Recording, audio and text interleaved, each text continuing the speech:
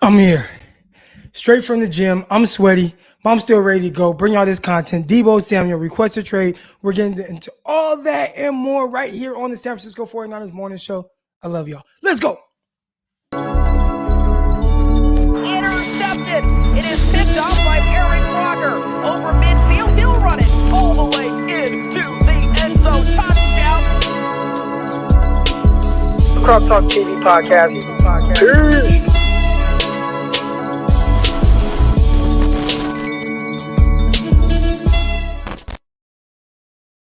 Whew. I'm here, straight from the gym, ready to get after it. I'm still sweaty. Couldn't even change my clothes. Sweat all on my neck. I had to turn the lights on so y'all couldn't really see how sweaty I am.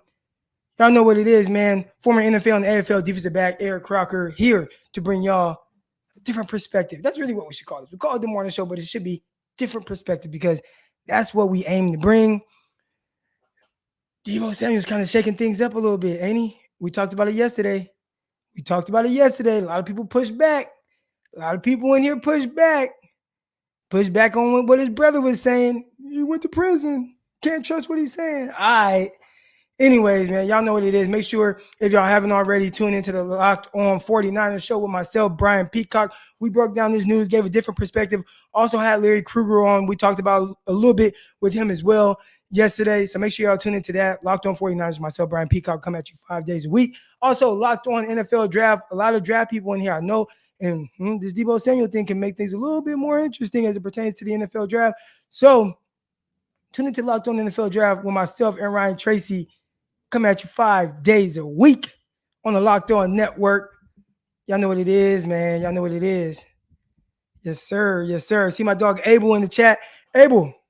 Wait, was it Abel that said it? Yeah, my dog Abel right here. I'm going to send you my jersey. So my bro, this is my bro right here. Been down since 4th grade. You know what I'm saying? Real north side, Westwood Elementary. Let's go, Abel.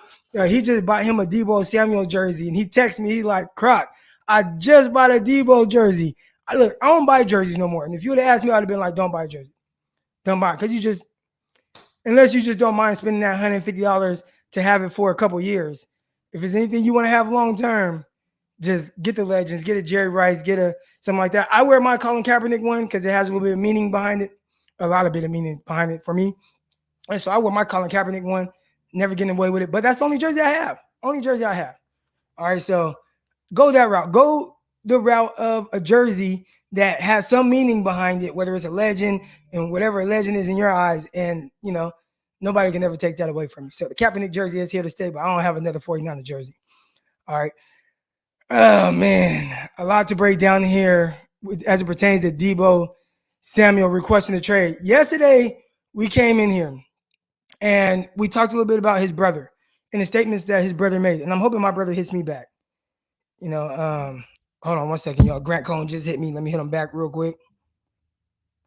But I'm hoping my brother comes on here because it was funny. I got off the show with y'all yesterday, and my big bro, he had FaceTime, and he's like, man, like Deebo Samuel, like, man, y'all tripping. And he went on this whole spiel. I mean, he was going in on the 49ers and what he feels Deebo Samuel means to the 49ers.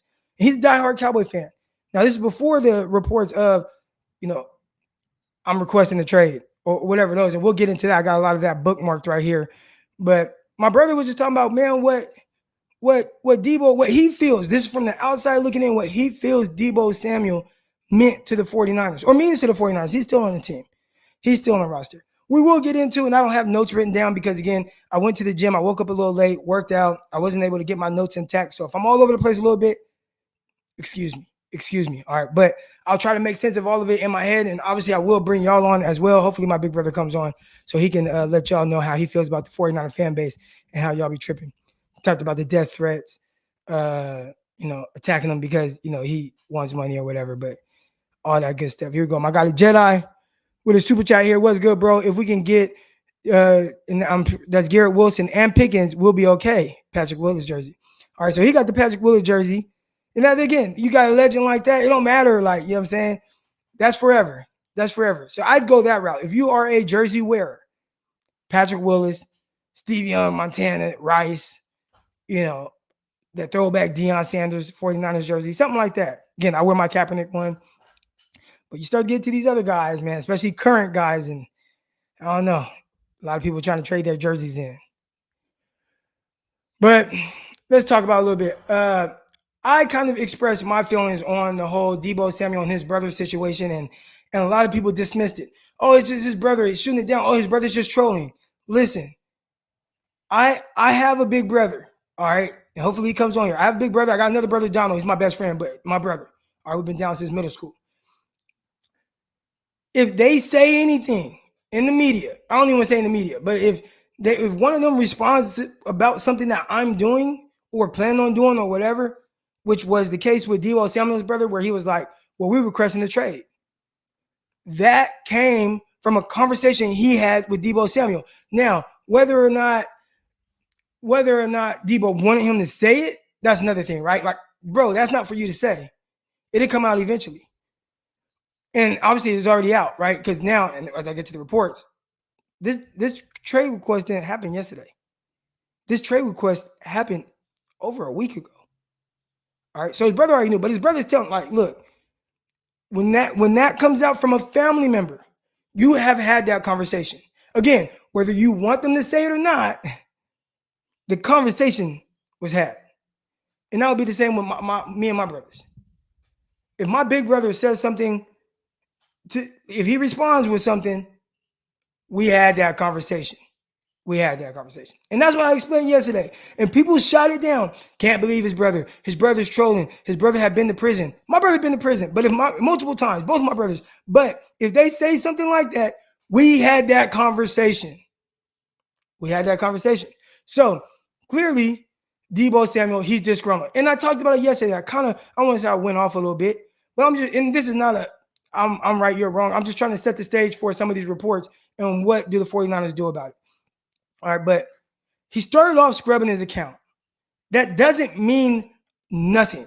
Now, you can say it's not that big of a deal. You can be like me and like, we'll see. I remember being on with Grant Cohn. If he removes his profile picture as 49ers and everything, then worry. Well, later that day, he removed the profile 49ers picture. And I'm like, get a little sticky, right? It's not nothing, right? And people just try to blow it off. Oh, it's just negotiation tactics. You can call it what you want, but he's upset. Regardless of whatever, he's upset. You don't just do those things unprovoked for no apparent reason, right? So there's that part of it. It wasn't nothing. And I knew that. Now, to what extent? Obviously, you start to find out those things, but it wasn't nothing. And that's why I tried to get across. Well, starts to come out. He's a little disgruntled. Then Adam Schefter comes out. And everybody on here yesterday, Adam Schefter, well, he's been wrong. He was wrong about the 49ers situation with the quarterbacks and stuff like that. And I'm like, look, Adam Schefter, he's a reporter. He reports the information as it comes to him. So whatever that information is, he'll report it. Then when he gets new information, he might backtrack on something he said previously, and this is the new information. That's what he does. So whether he's right or he's wrong or whatever, his thing is, these are the reports that I'm getting. I think people... It's like we pick and choose, and I say we. I'm lumping myself in here, but really I don't do this, but more so everybody else. But people pick and choose what they want to nitpick at when it comes to some of the reports, or what they want to prioritize more than the next, or what they want to validate more than the next. All right, so when it comes to Adam Schefter, he done said a lot of shit that's right. He has said a ton of stuff that, no, this is very accurate. This is what's going on. Right? But the one time he might be slightly off from something, or maybe there's a little bit of misinformation, or maybe it is information, but then, well, it changed over time or whatever. Oh, he's wrong. You can't listen to him, blah, blah, blah. Like, no, Adam Schefter, aside from the weird stuff he did with the Dwayne Haskins, RIP Dwayne Haskins, aside from that weird report, he's good at his job in the sense of why people follow him. Right? Like, you follow him to get the news that isn't quite out yet, right? And a lot of times he's first on it. Like, those are facts. I see my guy Gammon, guilty as charged. We're going to talk about it, Gammon. We're going to talk about it. But shout out to my guy Gammon for the contribution. But as it pertains to reports that are coming out, and now Deebo Samuel wants to say, you can't believe everything that you're hearing from the reports and yada. Like, Deebo, did you or did you not talk to Jeff Darlington? Jeff Darlington said, I spoke to Deebo Samuel. I spoke to Deebo Samuel. Is Jeff Darlington lying about why would a reporter, a national reporter, lie about speaking to Deebo Samuel? We will get into that. So what's the truth? I believe this. Said it yesterday. All this stuff is adding up. This was before we found out about the trade talks. It's adding up. You remove everything from your account. You post a subliminal about 25 million or we ain't signing, or your homeboy does it, but you like it and you comment and you respond, whatever. So you're not shooting down that. Your brother comes out, says, my brother wants to trade. We're going to request a trade. Adam Schefter comes out and says 49ers have put an offer on the table. Should be easy to do, but is Deebo Samuel holding it up? The shit's real, right? That was the takeaway yesterday. And it got even realer once, realer, is that a word? More real? Once we heard the news about the trade request. All right, so here we go. We got Jeff Darlington, breaking news. I just spoke with receiver Deebo Samuel. Not my sources tell me, not I spoke to his agent, not none of that. I just spoke to wide receiver Deebo Samuel, and he told me, not his mom, not his brother, not his agent, all right? And he told me that he has asked the 49ers to trade him. He did not want to discuss specific reasons behind the request. We will try to get to that. But he has indeed let the 49ers know his desire to leave the organization. More to come. I feel like it doesn't get any more clear than that. This is not, so then you go to Deebo, and I'm going to have to pull up my Instagram real quick, just so I can tie in what kind of Deebo Samuel said about this or whatever. I know it's all over. My go-to on Instagram is the SF 49ers with my guy, Brandon Graham. He's pretty much on top of it all the time. You got him, you got Raj too. But Deebo Samuel comes out and says, reporters' jobs is to make stories. Only people know that his punctuation is all off, but he's not an English major. I'm not either. But reporters' jobs is to make stories. Should be a period there. Only people who know the truth about the situation is 49ers, Tony Dandy, and Deebo Samuel. All right, so it should have been a comma. But anyways, 49ers, his agent, and Deebo Samuel, right? Like, that's what Deebo says. So it's like, all right, Deebo, the only people that know about this situation is your agent, 49ers, and you. Yet, you spoke, unless Jeff Darlington is lying and making this up and putting out there that he spoke to Deebo Samuel. Again, let's read it again. I spoke to wide receiver Deebo Samuel. He told me. So unless he's lying, that doesn't say sources, that doesn't say his agent, that doesn't say 49ers, that doesn't say somebody in the building. So unless Jeff Darlington, which I doubt is lying, but maybe he is, because it seems like Deebo's calling him a liar. Somebody lying. And I don't want to call Deebo a liar. I don't think Jeff Darlington's lying. All right, so let's try to make sense of all this. Deebo requested trade. Oh, but first, let's go back to some of the other reports. And I'm looking in the chat. Let's see some of my boys in here. All right, this is an interesting situation. It is. It's hot. Let's go. Trading for Minka Fitzpatrick in his second. Oh, no, Deebo's agent is in his ear. Deebo actually has leverage. Deebo, okay, the leverage thing. I feel like I don't know.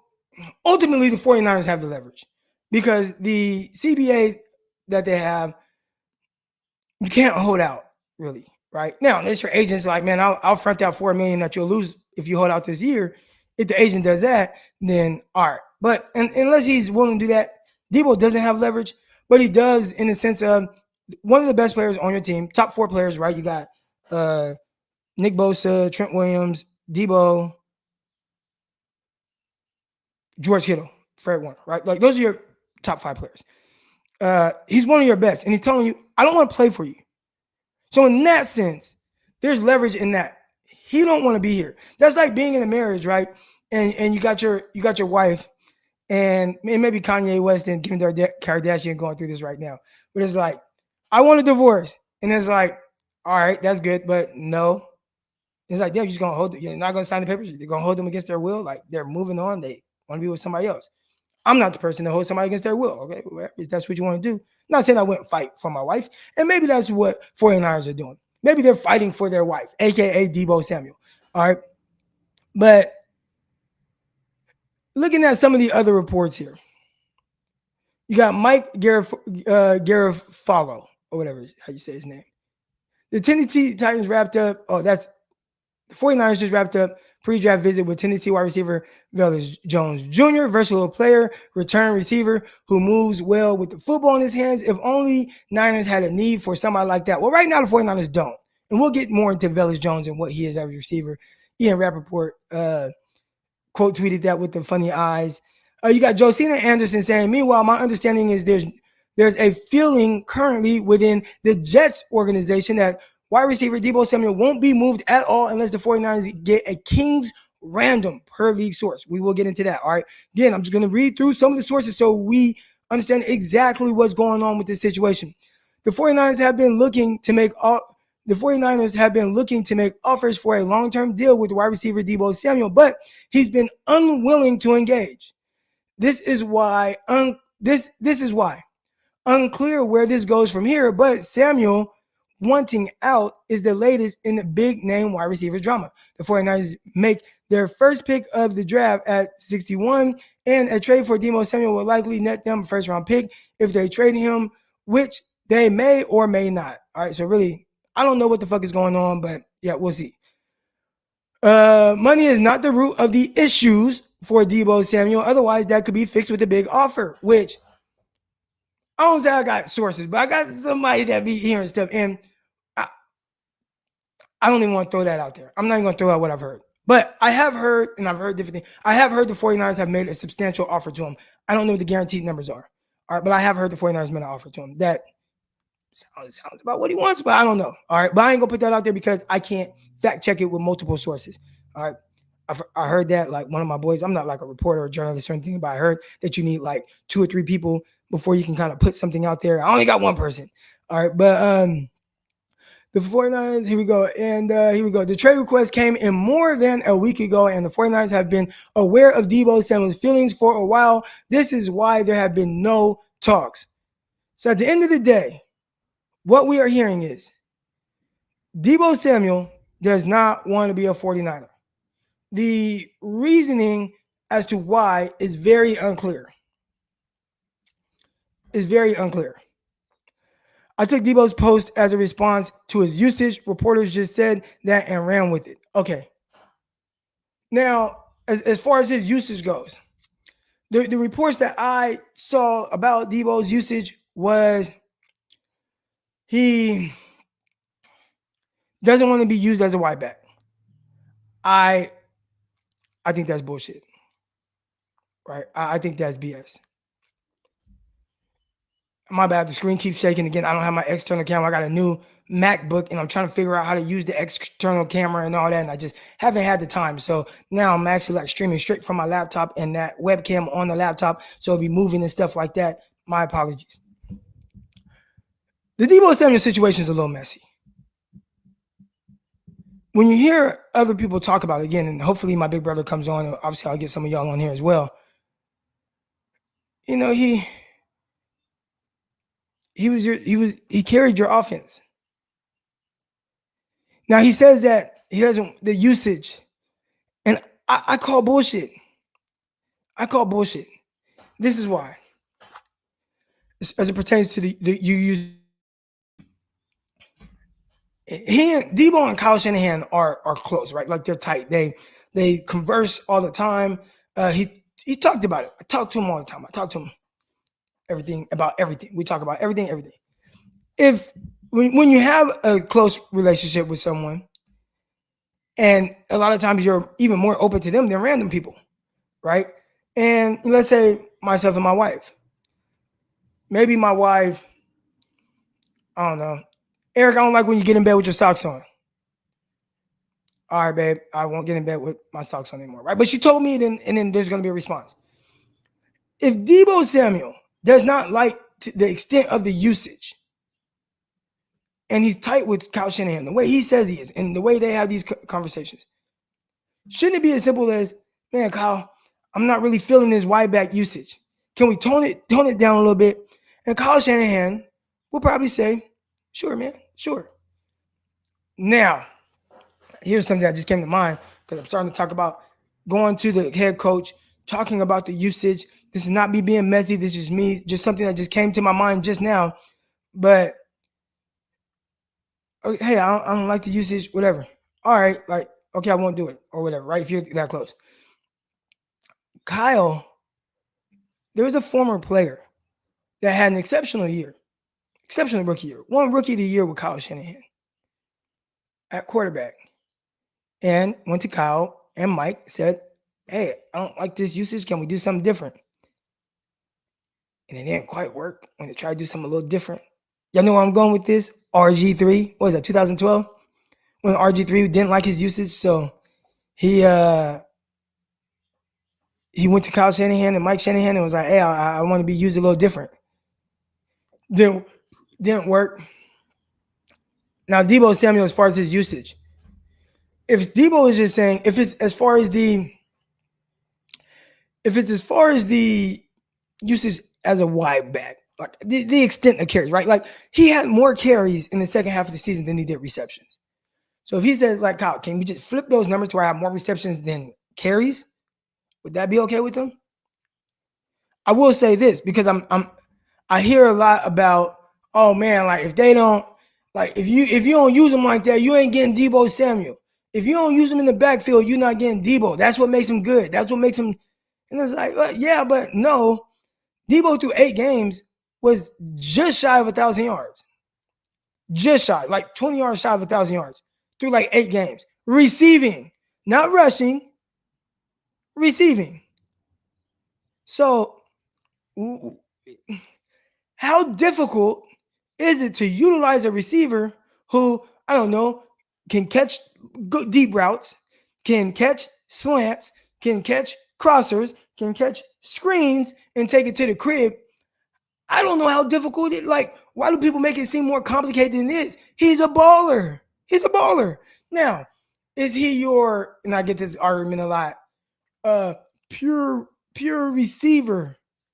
Now, he said he wants to be used like a traditional receiver, essentially, right? And all he means by that is, can you just line me up at receiver in the slot and throw me the rock? Again, I still call BS. I think it's deeper than that. But we're just going off of the reports, right? Like, he can still run drag routes, crossing routes, slants, digs, and I mean every screens. Every offensive coordinator has that in their playbook. Why do people make it seem like it's so difficult to throw a slant to Deebo Samuel? You got to figure out how to utilize him.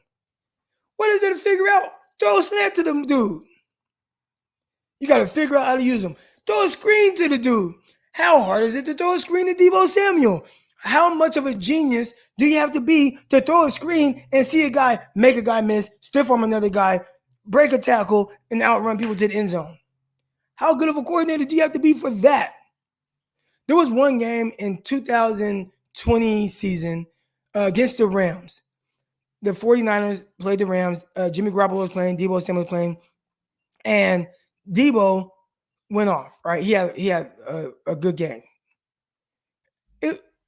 His average depth of target was like -1 yard. But he had like 100 yards in a touchdown or something like that. But his average depth, like, it's not hard to just be like, here, Deebo, now do your thing. Why do people make it so like it's so difficult to do that? Why does it feel? Maybe if you just look at it from the standpoint of, well, Kyle Shanahan utilized him that way. But I tell you what, he's not the only one that knows how to utilize that type of receiver that isn't your quote unquote traditional type of receiver. AJ Brown. What do you think AJ Brown is? Everybody, do you think okay, show me 3 clips of plays from AJ Brown where you are like, oh my gosh, AJ Brown just routed this guy. AJ Brown whooped this defensive back. 3 clips. Like, that's not his game. Him and Deebo are the same player. Just one is used more in the backfield than the other. That's what I mean. He never said that. The reporters ran with the story. Okay, I got you. Got another super chat here. Maybe Deebo was upset not being used in the second half of the two. Nope, I don't think that's it. Now, not to say he wasn't upset about it, clearly. Like, all right. But, like, Terrell Owens, right? Like, think back to T.O. Everybody talks about Terrell Owens. He was such a problem. But people remember, like, T.O., his issues were always, if you don't utilize me and we lose, I'm going to have an issue with it. That's crazy. My guy Ben, he just brought up Terrell Owens as well. T.O., if we're winning, like, cool. If you lose and you're not getting T.O. the ball, he will have an issue because he felt like he can help you win. That was what T.O. was always so emotional about. I don't even know how that got so, like, misconstrued. Now, some of the things he did, some of the antics, I get how the message can be lost. But a lot of what T.O. and maybe Deebo and any good receiver should feel like this. If we lose and you didn't do everything you could to get me the ball, where I'm the best player on this offense and I can't help you win, I'm going to be frustrated by that, of course. Very few receivers are just so disgruntled by something else that they want to leave, except for Stephon Diggs.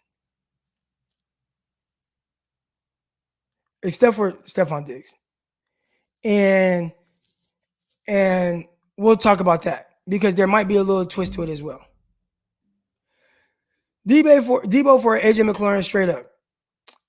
I mean, I hear you, but, you know, I'm saying, like, Madden trade stuff like that. I just can't see it happening. Croc, you tripping. AJ Brown and Deebo have completely different games. Brown isn't nearly as versatile as Deebo. You know, the crazy thing is, before this season, the talks and the conversations about AJ Brown was he's an elite receiver, top 5 receiver. Like, it was like he was in that realm, but he's playing in this offense that don't, whatever. But when I say Deebo and AJ Brown have similar games, now we can say, I mean, if you want to nitpick, and again, I'm just saying, if you line them up at receiver, you line one up outside, you line one up at the slot, and you just see how they win.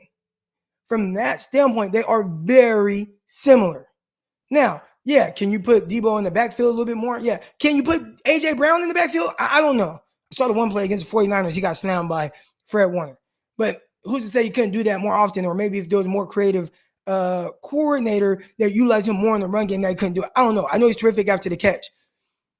But what I'm saying is, when you look at AJ Brown, do you think that AJ Brown is the same type of receiver as Justin Jefferson? Do you think AJ Brown is the same type of receiver as Stephon Diggs?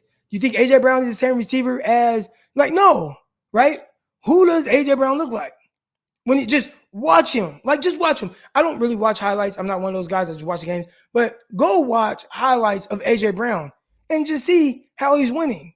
And he's just this big ass dude that runs across, catches the ball, and then outruns people and is very strong after the catch. Is it apples to apples to, you know, green apples to green apples with him and Deebo Samuel? No, but I'd say it's like green apples and red apples, but they're both apples, right? Now, hey, the green apple is a little different. Like, it's my favorite, right? You know, the red apples, people love that. My daughter loves the red apples, but they're both apples. As opposed to Deebo and Justin Jefferson, that's apple and oranges. At the end of the day, you still get the production, right? So at the end of the day, whether I eat an apple or a banana or an orange or whatever, I'm still getting that fruit that I want, right? Man, I want some fruit. I'm still getting fruit. They're all receivers. They're all fruits. Now you just have different type of fruits, but they still give you that same satisfaction. Grapes, you know what I'm saying? I hope that makes sense. AJ Brown and Deebo Samuel are both apples. One's a green apple, one's an orange apple, but they're both apples.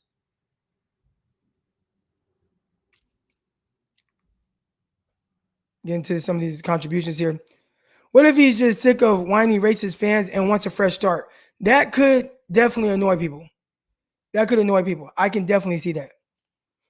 To start to feel like if there's something with the 49ers organization, maybe he felt disrespected by something, and then all right, I feel disrespected by this or whatever these negotiations go, and then on top of that, I remove stuff. I'm upset. Then the fan base comes out and it's like, man, y'all just acting like y'all love me, and then now y'all come at me and racist and all this, that, and the other. I could see how that would be like, F y'all. F all this. Take me somewhere else. Not knowing, at the end of the day, fans are just kind of, fanatics, right? Fanatics. So there's always going to be those weird fans. I think that's a small group of who the 49ers are. It reminds me of like just now in the chat, right? I saw someone say, Deebo drops too many passes, right? And Deebo's drops in comparison to everything else that he brings is like the amount of racist comments and things that he's getting as opposed to the entire other part of the fan base who loves him. I don't care about no damn Deebo having 12 drops. I don't care. Look what he did. He's a playmaker. F those drops. That's less than a drop a game for everything else that he does for the 49ers. I don't care about that drop. But again, I just saw somebody put that. That's why it kind of registered in my head. But whatever. Who cares? He's a baller. Man, I dropped this ball. I dropped another ball. But I had 170 yards. And 2 touchdowns, 1 rushing. Like, who cares about that drop? How's it contributing to wins? And I look at that, the race, and obviously the negative always pops into people's heads a lot, right?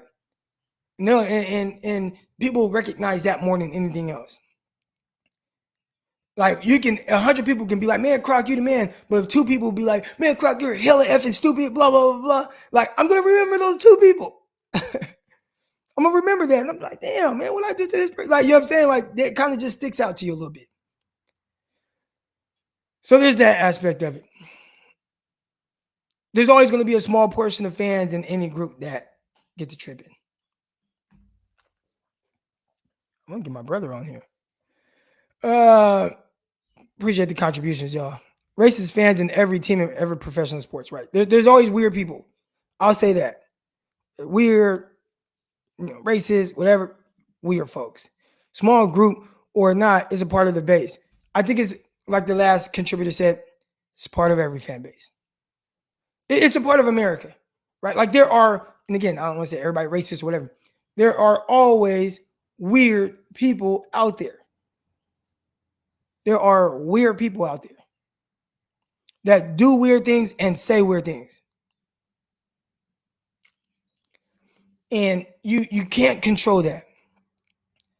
And my thing, one thing that I live by, my wife will tell you, control what you can control. I can't control the fact that there's always going to be this small portion or group of people that will be hella weird. That's on you. But I like how Deebo responded to me. It don't bother me. It's weird. It don't bother me. It bothered him enough to make a video about it. But he ain't going to let it get to him. But we are not talking about other fan bases. We are not, but we have to put things into perspective, Chris. At the end of the day, in life, there could be 100 good people. There could be 5, or out of 100 people, there's going to be 5 bad apples. And those 5 bad apples, that's what everybody recognizes. It could be the same with, and I don't want to get into this whole political and stuff like that, but let's say like police brutality. Man, you can have 100 good cops, but that one cop, that 1% out of 100, that one, he gonna mess it up for everybody. That's what people are gonna remember, right? It's gonna be like that. It's all walks of life. There's always gonna be the weirdos, always. And you got to figure out how to maneuver around the weirdos. You gotta. How do you Somebody said there ain't 100 good cops. There are not 100 good cops because you remember that 1% of the bad cops. You recognize that one. Who recognizes the 100 good cops? Who shines light on the 100 good ones? I got homies that are cops. They are great. I got homies. So, I mean, you know what I'm saying? Like, they're out there. But who are people going to shine light on? They're going to shine light on that bad one. I'm not saying that there's not an issue. I'm just saying. No, the cap knowledge is bad, very bad. It's not bad. It's not bad. I'll tell you why. And hold on, got my brother coming on. You trying to come on, B? I just now woke up. My brain's not working yet. All right, I'll hit you in like 20 minutes. All right. But this is why. Because at the end of the day, and most people will tell you, and the percentages of things will tell you that, and I don't want to get off on like a political thing over cops or anything, but I know enough really good cops to know that not all cops are bad. But we will see these things that come out that about some, like there will be bad apples. Now, the effects of it, again, now you got me getting political, Chris. The effects of the bad apples weighs more than the good, right? The effects of the bad apples of police officers, you feel that more than the good cops that are out there. Because the good cops, who talks about the good cops? Again, I got homies that are cops, several homies. I got at least 30 homies that are cops. They're good dudes. I got a homie, I mean, like I got homies that are cops and they're good dudes. I know y'all want to come on. I know. I'm gonna get y'all on, but let me get these takes off real quick. And we'll get that. I didn't want to get political. I know y'all didn't come in here for that. Why doesn't Deebo Samuel want to be a 49er? My mind, and I'm pretty sure a lot of other people, my mind, Chris, I gotta get the takes off, then I'll bring people on. You'll be the first person I come on. But let me get to this last take here. So I've been seeing floating around, maybe he don't want to play with Trey Lance. He like playing with Jimmy Garoppolo. And that could be the case.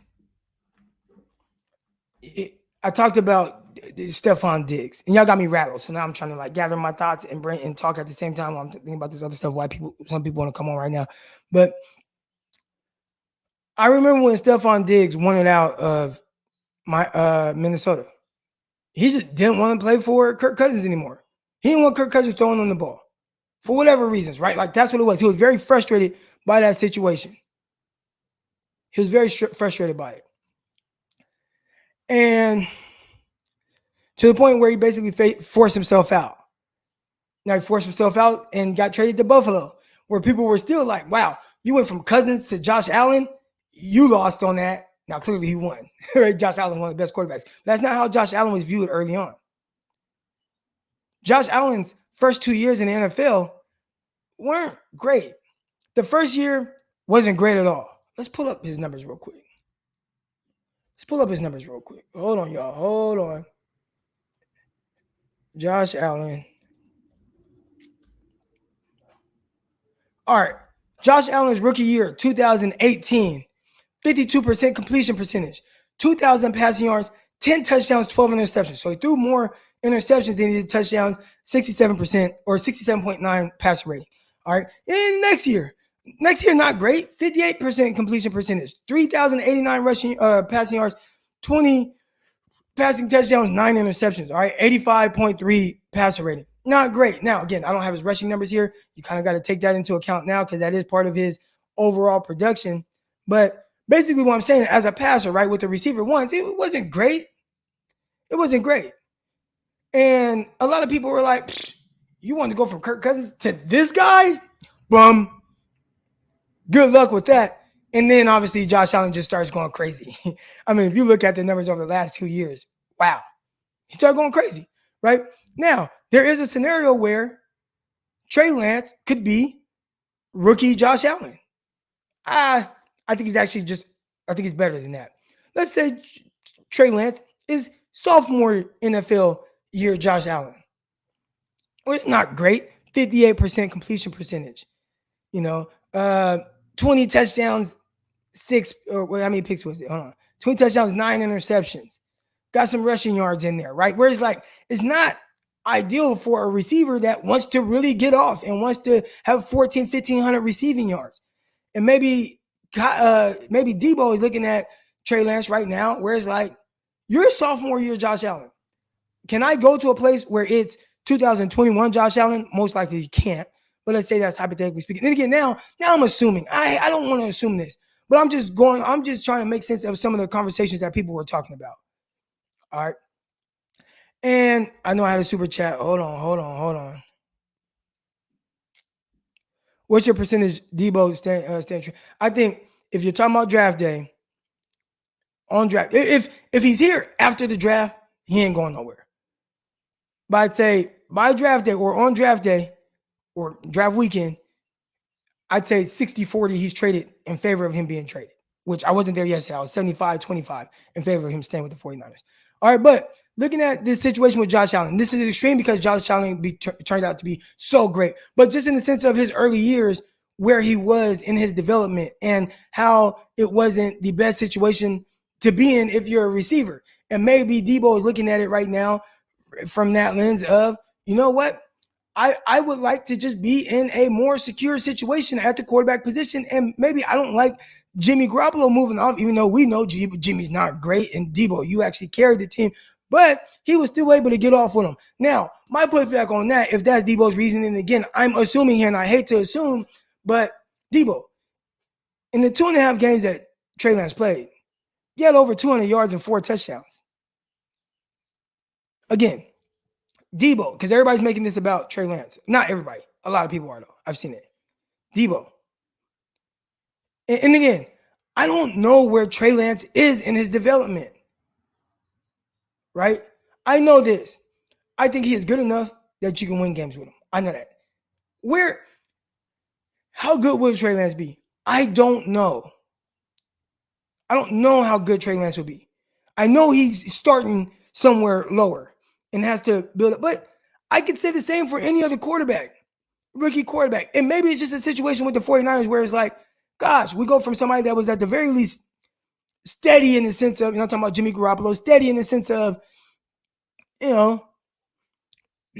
steady. Like, I know what I'm getting from Jimmy Garoppolo. Some weird stuff and some tight window throws over the middle and some catch and run opportunities. At least I know that.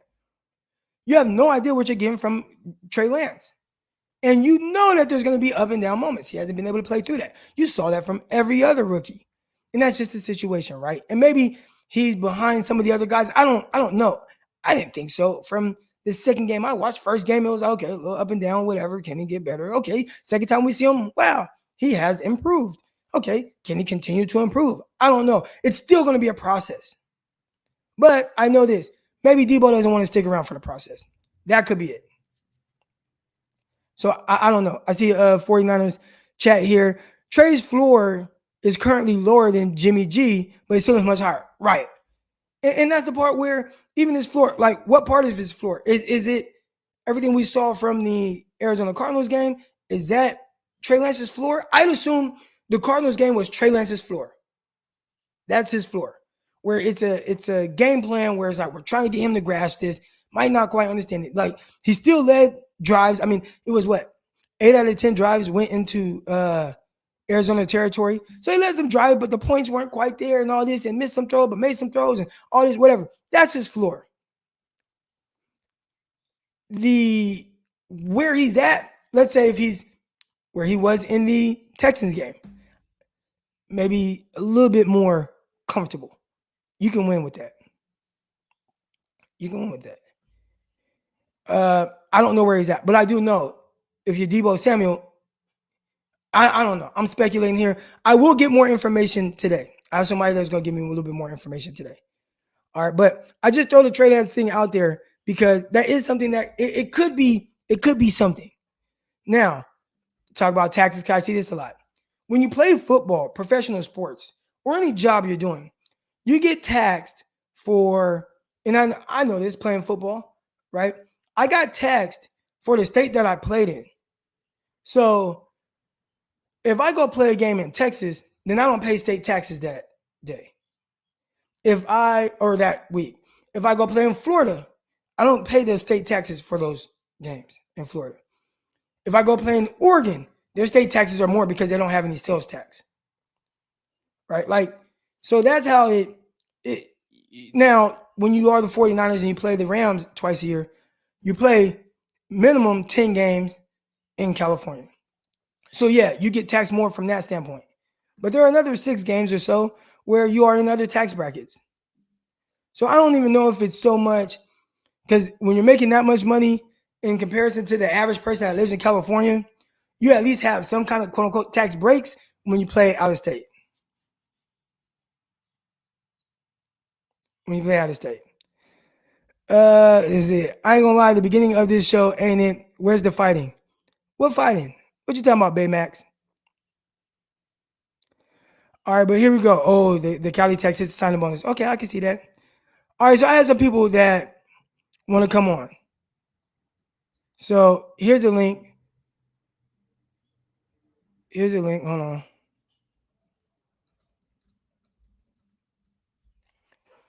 So we have some people. Now, I know Chris wants to come on. And Chris, we will talk about, but I can only give you 5 minutes on that because you want to talk about something different. And I can't even say 5. You got 3 minutes because I don't want to get off on something that's not related to this situation here, which is Deebo.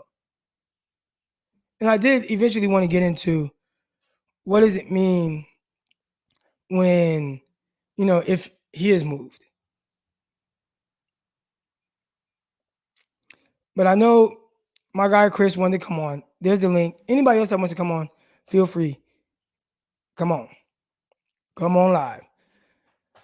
I will say this. There's no amount of draft picks that I feel comfortable getting in return for Deebo Samuel that I feel like, you know what, I'll replace that production. All right.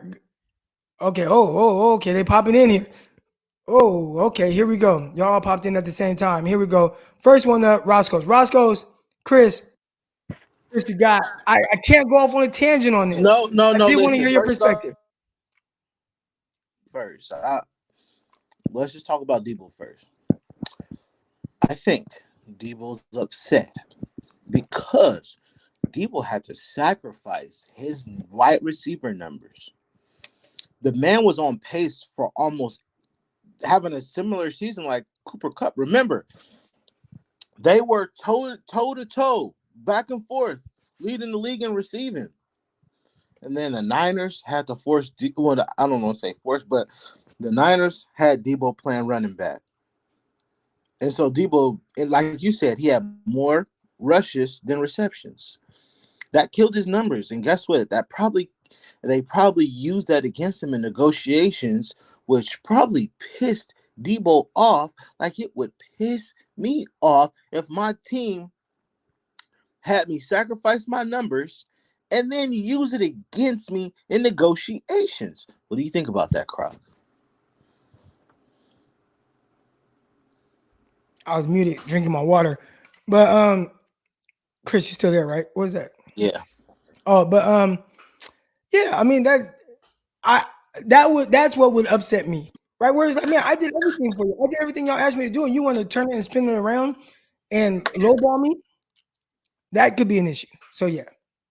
So and this is why I always beat pro players, because teams do sick stuff like that, which is not right. But as far as this, whether it's a small fan base or not, it's still an issue. I don't care, and then I don't care that a so-called small group. It don't matter because we're speaking about our fan base. And like you said, it affected him enough for him to make a video about it. Croc, are you frozen?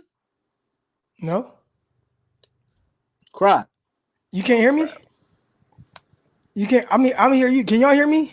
Oh, on my thing it has you frozen. Oh no, I I'm can not hear you, frozen. but it has you. Am I frozen? All right, but keep talking. I hear you.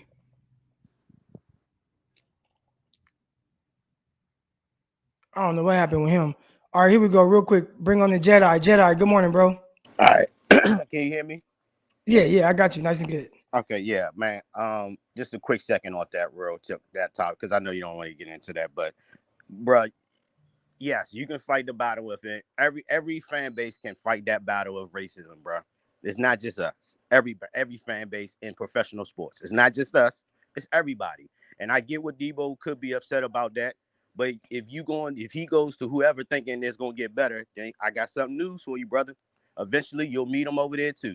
So I will say this, and maybe this is what Chris was alluding to. Even if that's the case, right? And you're gonna go. I think Chris is saying it doesn't make it right, and I'm no, not it's saying that not makes right. it It's right. not right, and Right? Like I'm not it's okaying not it. right. Now, it's Yeah. no, I'm not okaying it. I'm just saying it's unfortunately it's a way of America. I don't know what to say about it. It's wrong. It's not right. That's all I'm gonna say about that. The other things about Deebo is I do think that there were some things used against him in negotiations because it's negotiations. I think if we're going to look at both sides fairly, to look at where the team is probably coming from, they're probably looking at that. If you're looking at a 5-year contract or 4-year contract, how do you think Deebo's game will age? The way and style that he plays. Right. And let's be honest. You know, the injuries can start piling up. You know, these things can become issues down the road. And you're talking about a $25 million guy, maybe more. So I can't understand where the team might have a line in the sand when they might say, you know what, we're not going over above this. Um, I don't want Deebo to be traded. I wish there could be some way that both sides could figure this out. But I do think there are potential replacements in this draft that we could get to make the Deebo thing not hurt as much. So I don't think fans should be in an uproar about this situation. I think this, unfortunately, this is professional sports. This is a business. Everything is not going to always go the way you want in life. And this is just another way of showing everybody that sometimes you think you know certain things and certain things just show up and surprise you. I didn't think Deebo would want to be traded or want to leave, but apparently there's got to be some kind of disrespect that he's probably feeling, and maybe the team is feeling a certain kind of way. So, I mean, it's at the right time, I would say, for both sides. If you want to keep it 100, like, let's be real. The draft is coming up, so whatever moves that we need to make can now be blueprinted out and maybe strategize a lot more better. And maybe we could, like I said, I already gave you two guys. I wouldn't mind if we could get a Pickens and maybe a Garrett Wilson with some draft picks for the compensation we get for Deebo. So I'm going to look at it glass half full instead of no glass half empty. I get it. I don't want him to leave. I wish things could work out better, but apparently, there has to be a point, I guess, where things didn't get to where Deebo's liking was, and he announced it to the world that he wanted to be out. So, Yeah. I do want him to get paid, whether it be with us or with somebody else. But, I do want to be compensated as well as a 49er fan. So, Yeah. I'm wishing the best for both sides, if that makes sense. No, it makes sense, man. I appreciate you coming on with that perspective. Thanks, bro. All right, Jedi. Good call there. Real quick, let me get to these super chats here. That's a good floor considering a bad play calling for Lance this past season. And what my guy right here, Wolf Life, is talking about is I would assume that the floor for Trey Lance is what we saw in the Arizona game, right? Like that's his floor, which is low. Not the most ideal way to have to call a game. I think Kyle Shanahan holding him back with his play calling and whatnot. I think that's how Kyle Shanahan felt like at the time he had to call plays for Trey Lance. Not so much that was how he wanted to use Trey Lance, if that makes sense. I think in the second game, we saw a little bit more of, all right, we're moving more in the direction of how I would love to call plays for Trey Lance. And now can we just continue to kind of build on that, right? And we saw in the second game, when he completed 17 out of 23 passes, 70% of his passes he completed, 250 yards, another 30 on the ground, 2 touchdowns, 1 rushing, that call back, and the interception. Like that was a solid game in the sense of what it looked like from the score sheet. Obviously, there are some things where it's like, you know what, he can improve here and there, but could that be his new floor? Like if and it won't be. I mean, shoot, I just saw a game last year. Josh Allen threw 100 yards and 3 interceptions against Jacksonville, and they lost like 6-9 or something like that, right? So it won't be the last of having to get. But could that be his new floor? And if so, that's not bad, right? And you just kind of continue to try to get better from there. All right, here we go. Are we Niner fans or Deebo fans? Let's go Niners. I'd say I'm both. Even if Deebo is not on the 49ers, I'd still love to watch Deebo Samuel every week. Just love the way he plays. Pick 10 and 38 mock draft. Croc, got it. Like, the 49ers said that they want King's ransom for Deebo Samuel. Like, look, they don't want to trade him. They don't want to. This is Deebo saying, I want to be traded. They don't want to trade him.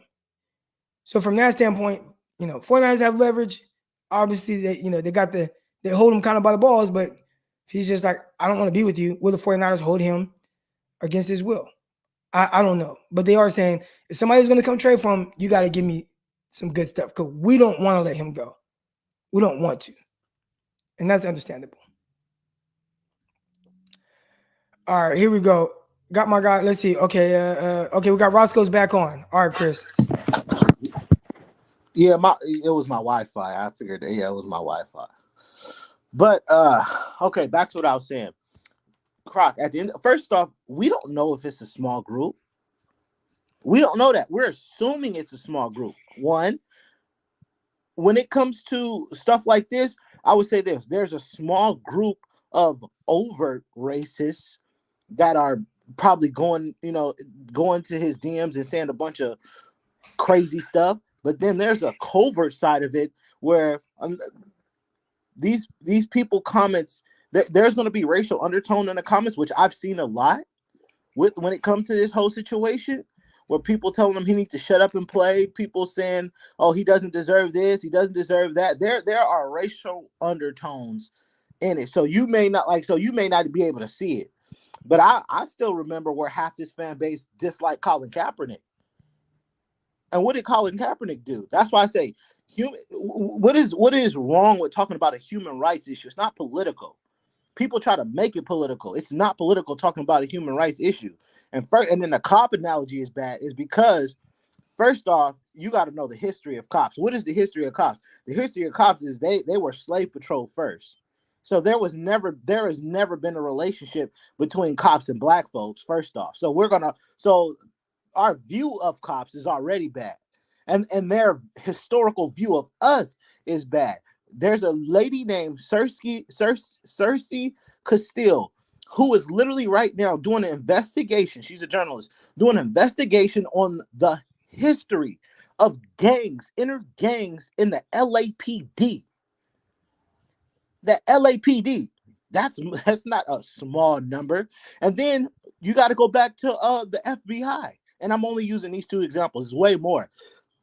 When it comes to the FBI, when they found there's a historical, consistent practice of racism with the police, with the Ferguson police, and constantly, and I know there's good cops. Trust me, because I have friends that are cops too.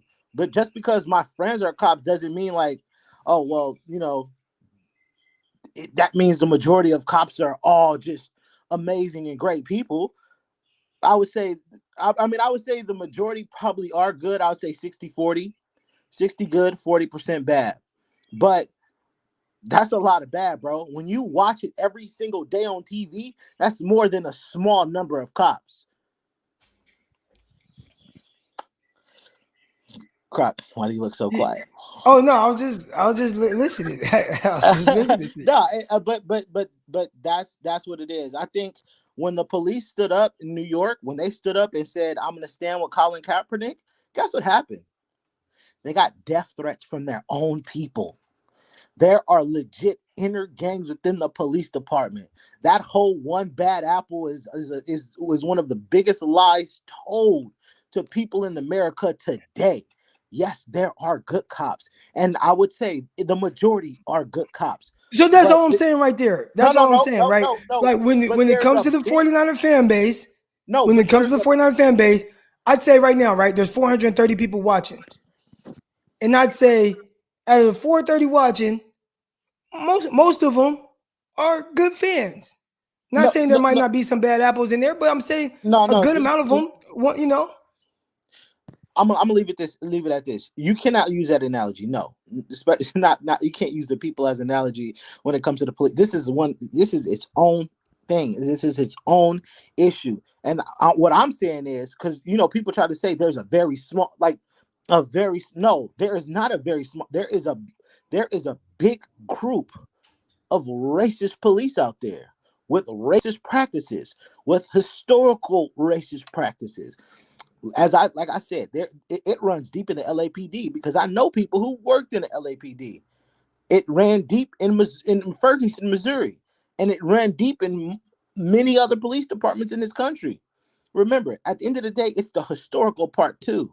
There is a line of racism because it started in racism. It started It started bad. When you had slave patrols, it was already a killer. It was already a killer. We'll never have a good relationship with police at the end of the day. So if it started bad and it's rooted in bad, it's bad. But I hear you. Like I said, it's not the whole, a very, very small group. There's a bigger group than that. But overall, I think Deebo, with the whole Deebo thing, and I just said that because I didn't like that police analogy you used. Well, No. okay, but all I'm saying is, in the sense of the groups, and it could be police, it could be whatever. A lot of times we don't notice the good. The good don't get pointed out, right? Deebo didn't come out and say, "Man, I love all the 49. I love 49. Hey, a few of y'all weird, but I love the rest of y'all." Who did he specifically point out the bad when there are millions of 49 fans that love Deebo Samuel? I think But we have a notion. the attention was directed towards the, let's say, 100 that are bad. I think there's a notion, and this is just in our society today, where people do shout out the good, we just ignore it. And maybe that's that. But Chris, I gotta go. I got like 10 people. I know. You have a good one, Cross. All right. Hold on. Here we go. Gammon's up now. Good morning, Gammon. Good morning, brother. How you doing? Oh, I'm chilling. Oh, real quick. Let me get to these super chats. All right. Yep. Have Mostert not opted out for surgery, Deebo wouldn't have been needed. Can we stay on topic? All right, we back on topic. We back on topic now. All right, and then sure. And that is true, right? Deebo, we talk about the usage of him. I think a lot of it was 49ers running back started going down. Even Elijah Mitchell, he had got kind of banged up. And then it was like, damn, Mitchell banged up. Mostert was down. We need some production from the running back. Okay, we got Hasty and Jeff Wilson coming back, whatever. But Deebo ended up being the best guy on the field, and it was just kind of hard to not utilize him. Talk Niners, not negative talk. We still going to be solid. I would say, I don't think what Chris and I were discussing was negative. I would say right now we are talking about Deebo Samuel. I'll say that. Here we go. But go ahead, Gammon. My bad. Okay. I know you got a lot of callers. Just so for sake of time, Croc, if it's okay with you, I was just gonna shoot through everything and then just kind of hop off. I'm all ears, and everybody else that's watching too. Hold on, real quick. Hey, man, 430 of y'all in here, man. Click the chat down, hit the like button. Make sure you subscribed if you aren't already. All that good stuff, you know what I'm saying? And then, all right, then get back in the chat. All right, but go ahead. All right. So I was going to say my favorite kicker of all time, right, is Robbie Gould. And he was the last notable 49ers player to request a trade. So when a lot of times, hey, Deebo Samuel requests a trade, Robbie Gould requests a trade, and I don't fault people for doing it, fans, but they get into their feelings like, oh, well, just trade them, just screw them up. But, if I think it's still like a 30% chance that Deebo Samuel gets traded. I think all bridges can be mended, especially in this kind of, type of relationship, business environment.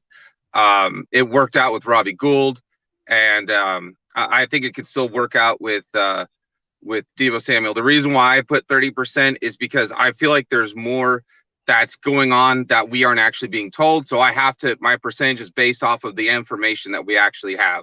Though I think where there's you're like, that can be fixed, right? Like if it's just the wide back thing and it's just money, even though they say it's not money, but let's say hypothetically speaking, there's money involved that he had an issue with, like that can be fixed, right? Right. So if it's just that, then you say, okay, there's a 30% chance that he'll get traded if those are the only issues.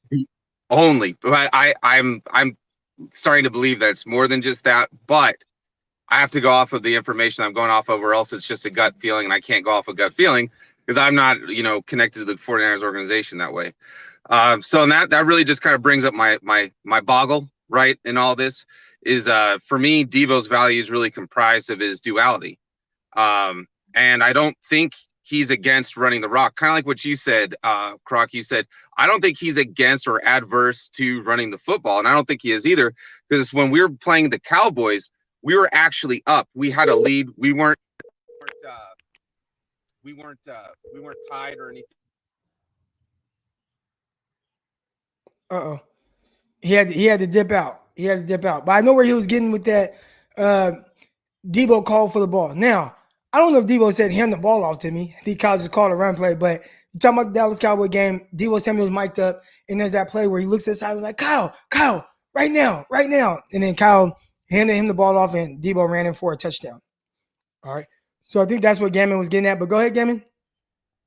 Okay. So I was going to say, when we were up against the Cowboys, we weren't like tied or behind or anything like that. We were actually had the lead, and he asked Kyle Shanahan to run the ball. So I don't know if he asked him to run the ball. I know he said, like, give me the ball. Give me the ball. And obviously, Kyle Shanahan drew him up a run play, because I think that's his mentality of where he's at. I think I know he didn't say specifically, hey, give me the ball so I can run it, but I think clearly that point in time, I think that's what it was meant. He wanted to kind of jam it down Cowboys' throats. I think it's just more of a problem with his frequency in which he was being used from the backfield. And I think if we're all being honest with ourselves, before Deebo even came out and expressed that it was his frequency of being used as a running back, I think we can all agree that we all had issues with how much he was being used to run the football. We knew that was going to bring him injury, right? We know that he's had the foot issues and everything like that. So I do think it comes down to that. And as far as, yes, he's due $8.6 million this year, and then you could franchise tag him for $18.6 million next year, and then you could so on and so forth. But I just don't think it's smart to hold somebody against their own free will. It pains me to say this. It really, really does. But if he wants out, we have to let him go. I mean, if he truly, truly wants out. Now, again, I'm going off of the 30% chance. I don't think, just from the information that we have. But if it's deeper than that, because it sounds like we're about 2 weeks behind on what's really going on behind the scenes, then we got to let him go. And I already know whether he stays here because he wants to be here, or whether he goes because he wants to go, and he does go. I don't think we're ever going to see the 2021 version of Deebo Samuel again. I knew that we weren't going to see the same version of George Kittle ever again after his record-setting year. It's just not going to happen. But I'm okay with extending both of them, paying them large sums of money because of just the way that they play. Going back to it, I think we're all kind of losing sight on it. Since the season ended, I always said that the biggest needs are the nickelback and the 49ers offensive line. You start looking at Alex Mack, and I said, I remember like a month or two ago, I said, how many games do you think Alex Mack is going to play? And that was back then, assuming that there was no retirement put in. Now he may not even play. So, and then now you look at McGlinchey. I mean, yeah, he'll probably play the season, but I don't know if he'll be ready by week 1. I mean, he can't just slap on 50 pounds of weight just for 50 pounds of weight sake, just to get his Right. weight up there. So we're major holes. Aaron Banks is pretty much in the same spot as Trey Lance. I mean, yeah, their rookie season technically was last season, but it's really this season. So if we can get a quote unquote ransom for Deebo, and again, it pains me to say that, but with how many holes that we really have, I'm willing to consider it. There are 5 to 6 quality wide receivers in this draft. We don't need a Deebo replacement, but we will need a number 2 wide receiver. And then the other thing too is, and this is the last point that I'll make, Croc. Thank you for your time. But Deebo and Bosa, now this is going off of the numbers that I had for both of them before the extension talk started going on. But I had Deebo for $25 million. I had Bosa for $35 million, and that was kind of like the floor. I could be a few million more or less, but that was the floor per season. Well, that's about $60 million right there. And so after the extensions of both of those guys, we're talking about over 25% of the 49ers cap. So that's another reason why I'm kind of okay with trading Deebo Samuel, because I don't know if we, a player, a roster that's got to have 51 players, right? If you can afford to just have a quarter of that cap tied up only in between 2 players. And with that, thank you for your time, Croc. Have a good one. All right, good stuff, Gammon. Appreciate my guy, Gammon. I'm trying to send the link to my big brother right now. All right, let's see if he comes on. All right, but man, all good stuff. It's a crazy topic for let go leverage. Let's see what my guy. Let's see, we got a lot of people in here right now. Let's go with Ryan. He's up next. Good morning, Ryan. What's up, Croc, man? How you doing, fella? I'm good, man. Hey, nice beanie, man. Nice beanie. Try to represent when I got time to. Yes, sir. Hey, man. We was talking about this yesterday, and right after we got off the phone, it really got, the grease was real hot, and somebody dropped that joke. It started cooking, didn't it? Yes, sir. I think, man, we killing the game. I ain't gonna lie to you. Hold on. You know what? This wouldn't be right.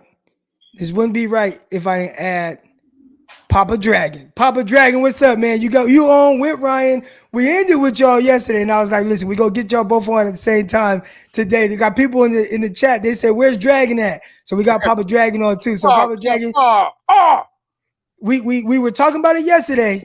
How we feeling? Let's get ready to rumble. Papa Dragon. What's Papa up, Dragon, Papa Doc, what's up? What's up, man? What's up? So I'm going to start today, and I'm going to get back to a little bit of yesterday. But before I do that, as some of you guys probably do know, you may not, but I am an ex-football player, played in college, and from college and internships, I worked for several NFL teams, and I'm a computer scientist. So, Croc, if you need help with that MacBook Pro, I got over 30 years experience. So, so you need me, you let me know, and I'll be giving you my $500 an hour, little 2 cents for you, but I won't charge you $500 an hour. So I appreciate that. I want to see you successful. So anyway, some of the analytical software that we came up with, we started at the University of Michigan, and make a long story short, that enabled me to work with some scouting departments and sell my intellectual property, and I retired at 47. So I still have quite a few connections in the league, as far as like friends, that connection with friends, and people talk, and that's how things get out. Like, it's like what Croc said yesterday. It was 100% accurate. When you start talking to your family and then they start talking, and these days it's social media, so they're tweeting and they're doing Facebook and stuff, there's usually a whole lot of truth in that because he has said it, right? So, Croc, you're 100% accurate on that, because that happens all the time. When you're upset, your people are upset with you. And they may jump the gun on certain things, But I guarantee you that Deebo, as an emotional guy, has probably requested that trade multiple times because he was frustrated with the process. So this is what my understanding is. Over a week ago, the whole process really got going because Deebo was not offered anything. It was like radio silence. Not a whole lot was going on, and Deebo was seeing everyone else get paid. So at that particular point, the player contacts the agent contacts the team, and my understanding is that they did not offer him a contract, but they did talk to him about the initial proposal before the wide receiver market took off.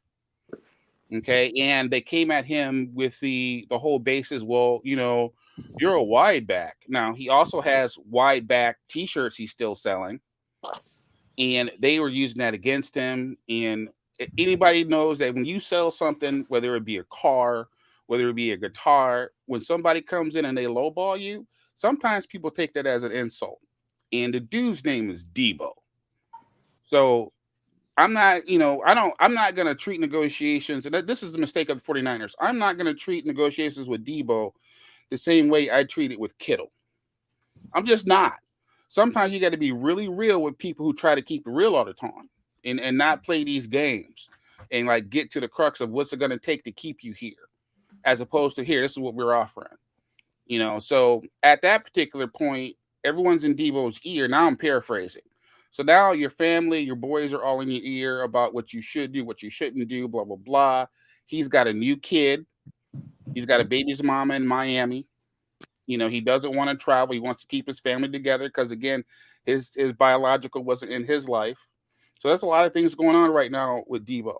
And I think the core of it is, one, feeling that he gave everything that he could to the 49ers. He left it all on the field. Last person to leave the field with tears in his eyes because he didn't get it done. And then you come off that, and then you feel like you're being disrespected or disregarded, more disregarded. And now the viewpoint is he wants to be looked at as a wide receiver because that's where the money's at. And honestly, he's got to get that money now because the money's not going to be the same for him next year. If Trey Lance starts, okay, believe me when I tell you this, most of those balls are going to go to Ayuk. And that's another thing that will be held against him next year. So he does have to get his money now. Gentlemen, the floor is yours. Hey, Papa Dragon, man, this was all predictable, man. What you're saying right now is something that if his team, his agents couldn't have predicted this 3 months ago, then they need to be fired. I'm sorry. Like, we were fans I agree. over 2 months ago.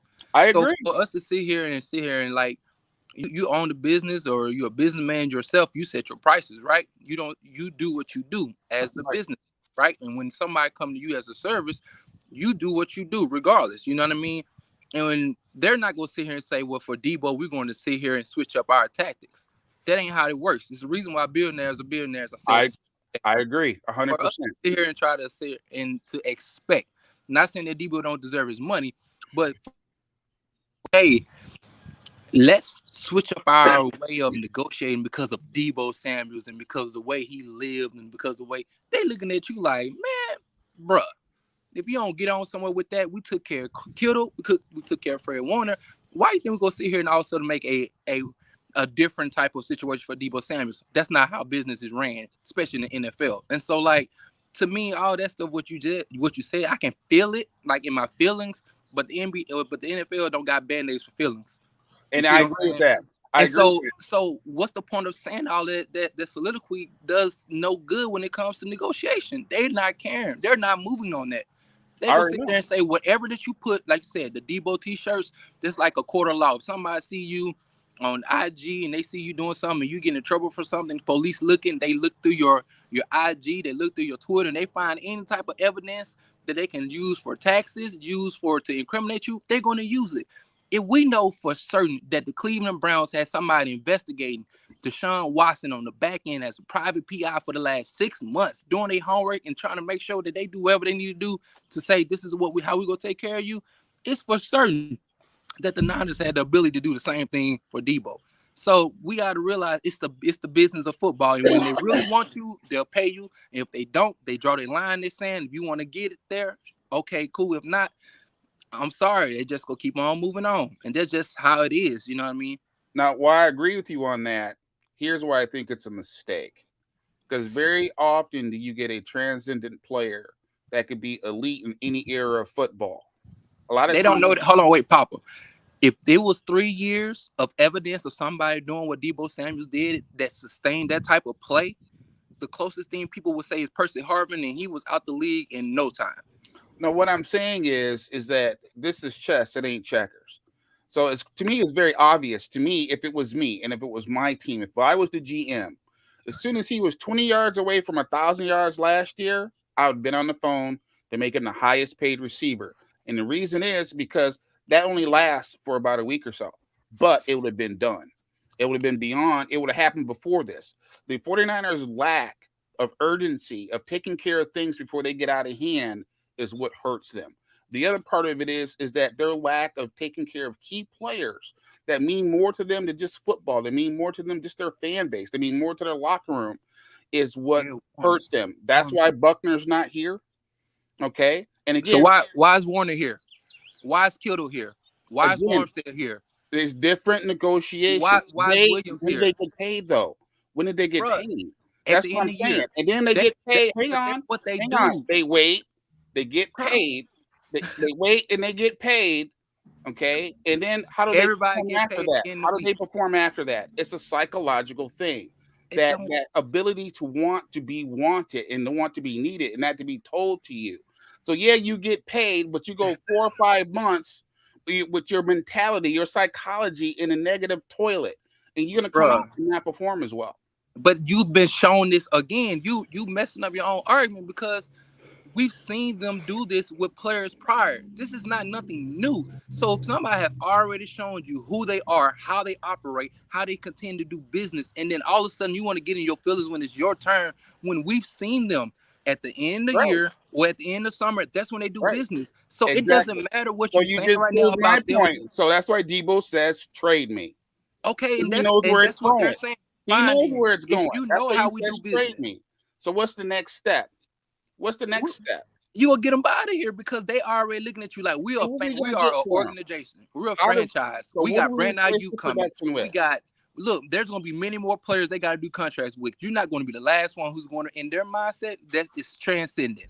You're not the last one. A top 10 offensive player in this league. Does that matter right now? It's business. It does matter if you want to trade him. It matters. Okay, right? If they trade him right now, he's hot as he can be, though. If you want to get compensation, it matters. Okay, well, he's the highest stock right now anyway. A top 10 player in this league. Either way, they're winning, though, Papa. You gotta realize that. Is the team going to be better or worse without Deebo? Tell me that definitively right now. We don't know. We don't know that. Are we better or worse without Deebo? Are we better or worse? We don't know. We don't know if the team is better with Deebo. Are you serious? Who is our O-line right now? We're better without. You think we're better without Deebo? We don't know what we're going to be. Y'all sit here realize that last year, guy, we was almost out the playoff. We barely made the playoff with as great as Deebo was playing by the hair eyes, cheating. Yes, and then I got a lot of hair on my chin, bro. Like, come on, man. Like, you over here. Barely that. Barely this. Barely. We missed the Super Bowl by 3 points. Barely. Barely. I want 6. I want 6. People in the hell want ice water too, but that don't mean they're gonna get it, man. All right, hey, Ryan, Papa Dragon, I appreciate y'all coming on. I'm gonna get to the next callers. Peace out, man. All right, that was good stuff there. Better or worse than Deebo? Good Lord. All right, Papa Dragon, appreciate you. I get where both of them are coming from. In my head, like, because they were coming from 2 different perspectives, and I like that. I love that. We have one guy arguing kind of like what we know, right? And what we know is, man, 49ers, Deebo Samuel, they are good. They are good with Deebo. You know, we can talk about, Jimmy Garoppolo and the impact that he's had. We do know one thing about Jimmy and also Deebo. The 2 years that they both played, the majority of the season, 49ers went to the NFC Championship game and a Super Bowl. All right, 2 NFC Championship games and a Super Bowl. The year that Deebo was on this team and he did not play the whole time, as well as Jimmy Garoppolo, didn't go far. So maybe Deebo is looking at that too, like, look, When I got Jimmy and I'm on the field and he's on the field, like we are good. We are good. And maybe he doesn't want to mess up that chemistry. I don't know. Here we go. I have super chat. I got a lot of things. Here we go. We just need a better healthy running back and keep Deebo at wide receiver. Yeah. I just think it's a little hard. Here's the hard thing with that. Yes, you want to help. You hope that Elijah Mitchell can stay healthy. Everybody wants a legit RB2, RB3. Originally was Elijah Mitchell and Trey Sermon. Like you thought you had your RB2 and 3, right? Like most of it was RB1. Then you have, Trey Sermon and Elijah Mitchell, and you're good. But then injuries happen, and then more injuries happen, and then you got to use Deebo at running back. And I don't think that was the plan, right? First game of the season, Deebo had damn near 200 yards receiving. All right, I think that was more the plan to continue to use him that way. All right, here we go. I'm gonna bring on a couple people. Here we go. So we got CJ Gray and we got DMV. Good morning, y'all. What's going on, Croc? Good morning. How y'all Good doing, morning, man? Croc. Y'all good? Yes, sir. So who wants to go first? Good. Let's go. You go DMV, first. you set the tone, DMV.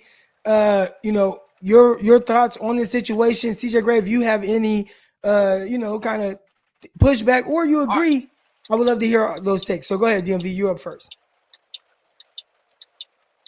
All right, you bleeped out for a second. I didn't hear what point you wanted me to make. But first and foremost, whatever point you want to make. Okay. Well, first and foremost, it's good to be on with you. I want you to know I've still been watching, even though I haven't been chiming in and stuff. It's just I'm not as involved because the season is over. You know how it is. Yeah. I'm a football fan. Yeah. But so there's so many ways and perspectives you can have with this. And it's really a lot of just opinion and guessing right now because like he said, only I know, my agent, the team. You know what I'm saying? We don't know what the issue. I really don't think it's Trey Lance. I don't think he's too concerned about Jimmy Garoppolo, even though he probably cares about him as a teammate. He's had success with him. I think that in his mind, his agent's mind, like you were just mentioning, that 2019 season had a lot more to do with Deebo than we think. And we didn't give him the credit because he was a rookie and maybe his numbers weren't like that. But he was a threat on the ground then too with the end of rounds and everything. And he really changed up the dynamic of that offense. And I think he had a lot to do with our success that year. And that's probably some of his leverage he thinks anyway. But I don't know, man. Like I said, you're guessing if you say if it's Trey Lance or it could be anything. He could have gotten an argument. Remember when Lynch and Shanahan went to talk to him wherever a couple weeks ago? They could have gotten an argument or something. It could have been some words. Maybe he feels personal about. You met him when he went to the Pro Bowl and how like buddy he was with CeeDee Lamb and like other guys on the party scene and stuff. It's so many angles that we could just assume, you know what I mean? And we really ain't gonna know until we know. I just think that it's very unfortunate. Everybody wants him to be a part of our team, but if they gotta shake him, they Can gotta everybody get some hear him? Yeah, I can hear him. Okay. But yeah, I mean, if they gotta shake him, I mean, as long as I they think get I'm messed compensated, up. Let me try to get back in. all we can do is get some good conversation, man. But I think honestly, it's an area code thing. I don't think he necessarily wants to live in California. I have a feeling he wants to live in Miami. I think Mike McDaniels, they might have something going on. Maybe he's comfortable. Maybe Mike McDaniels have more control of their offense than we think. Everybody was calling Kyle Shanahan the genius and this and that. But I personally think Mike McDaniel had a lot to do with what was going on, even with Deebo's success. You know what I mean? And, he trains in Miami. He's from the East Coast. I don't know. It's just guessing, man. But I hope he don't leave, man. I hope he don't leave. And I think we can still repair it.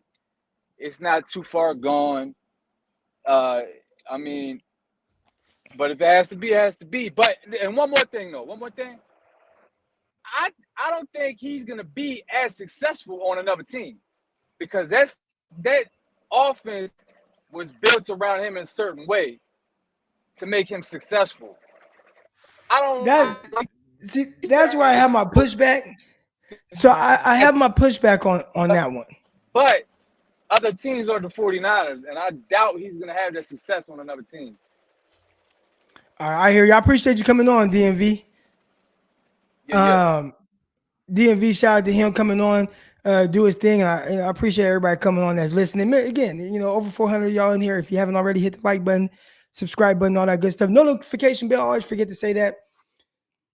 I'm always going to kind of push back a little bit on the usage of Deebo Samuel in the sense of like that is that difficult in other places because I know everyone in their playbook has slants, screens, over routes, digs, and I feel like he can be more of a downfield threat. So I don't think it's as complicated to utilize him. I think that comes from a lot of people viewing him in the eyes of he doesn't look like Justin Jefferson. He doesn't look like Terry McLaurin or whatever. So, oh man, it's really hard to get him to rock. And it's like, no, it's not because him and AJ Brown, if you watch AJ Brown don't whoop nobody with routes.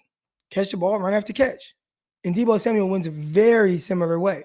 Can I compare it to those guys are both apples, right? If all receivers are fruits, and your route runners are one fruit, and your other guys that win a different way, or some guys that win with size, whatever.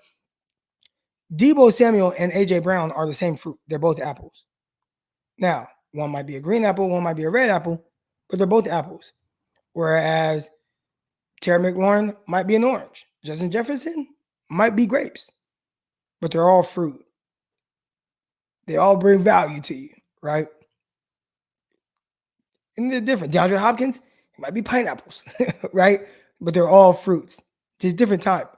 And it doesn't matter the type of fruit you eat for the most part, right? As long as you're getting something, you're instead of eating a Snicker, you're eating the fruit, which is better for you. So I hope that makes sense. I just kind of came up with that out of nowhere. So, all right, here we go. Got a lot of other people who've been waiting. We got Mike D and Swan Song. Good morning, y'all. What up, Croc? Can you hear me? Yes, sir. Got both of y'all. First and foremost, I just wanted to say that nobody deserves death threats or racist things online. So I feel Deebo on that. The only thing that I could say to that, though, is he made it open to the public. Anytime you bring your business to the public and in the square of the public opinion, you're going to get people's opinions that might not even be fans, but, just people out the woodwork that want to throw their 2 cents into anything. So, anytime I hear somebody say, well, LeBron, shut up and play basketball, it's not usually a Lakers fan or a LeBron James fan saying that. Somebody out of the woodwork that's just throwing their 2 cents onto something. So, yeah. So that's what I got to say about that part. The other part is, I feel like Deebo would have got paid eventually if he just let his agent handle the negotiations. I think he just got a little. This probably comes with maturity. He just got a little anxious and wanted to get paid right away, so brought it out to the public, and then kind of just snowballed after that. But the other thing is the agent, I think, has Scary Terry. He's got DK Metcalf, a lot of other receivers in the same thing. So I think it's McLaurin and AJ Brown. Yeah, I think DK too, right? I don't think DK. He's got one I think more. I think Deebo, McLaurin, as far as like that group of guys, like that class, I think it's Deebo, McLaurin, and AJ Brown. So he knows that he's got to get Deebo paid as high as possible because that's going to make the other contracts easier to work with, right?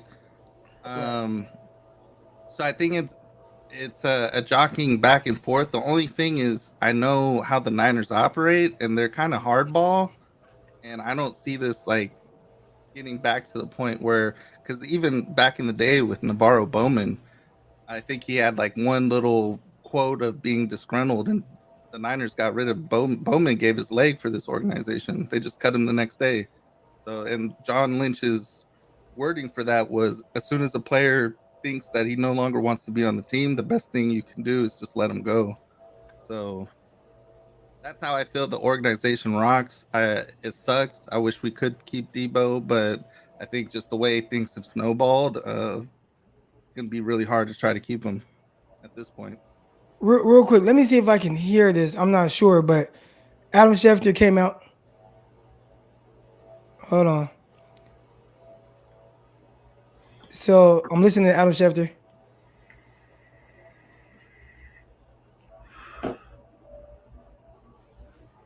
Multitude of factors. One of the factors is that Deebo Samuel just simply wants to be closer to home. Yeah, that could be a point. Again, if a player doesn't want to play for your organization, the best San thing to do is Francisco, find a place San where he wants to Francisco play. chose Deebo. Deebo didn't choose San Francisco. Well, yeah, I mean, there are other issues. Yeah, like that. I mean, I think it comes down. The main thing about this is money, right? And I put it like this: if you gave Deebo this outrageous amount of money, he's not going to care that much about like living, playing closer to home. Like for sure, that's going to be something that he cares about. But that's just another way of him saying, "Well, if you make it right, I'll play wherever." But I think it's because it's contentious. I agree with what Papa said earlier that sometimes lowballing people react differently to it. Like say if you try to sell something or offer people, sometimes you can lowball with someone and they'll negotiate with you, and sometimes you lowball with another person, they won't even answer you or they'll be pissed off. It's just everyone's different, right? As far as what the person that was arguing against Papa, the guy with the beard, he was saying that hey, Warner did it, Kittle did it, but it's different here with Deebo. First of all, it's wide receiver, and the wide receiver market blew up like no one's ever seen. Those things didn't happen with Kittle and Warner. If you look at Warner's signing bonus, it was small. It's like 12 million, and that was only last year, right? And Kittle's was what, 20 something? I don't know, something like that. Deebo's is going to be like 60 guaranteed. I mean, that's what we're talking here, maybe even more, right? If he wants to get paid as, Only thing with that though is I don't think the Niners have ever paid even a quarterback more than 50 million guaranteed in a contract. That's the way Prague works his contract. I get that. I understand that. What I'm just trying to say is that's the money where we're talking here, and that's probably why the two sides are so far apart. As far as what Parag wants to pay or what he thinks he wants to pay, whatever. The fact that if he can't get the deal done, he can't get the deal done. That's not going to be, oh yeah, good job, Parag. It's like, hey, you lost a player. You guys didn't make it work for whatever reason. You can say what it is about, hey, they never played this person that much or that much, then whatever. When it comes down to it, at the end of the day, the Niners are going to be judged on what happens to this team without Deebo.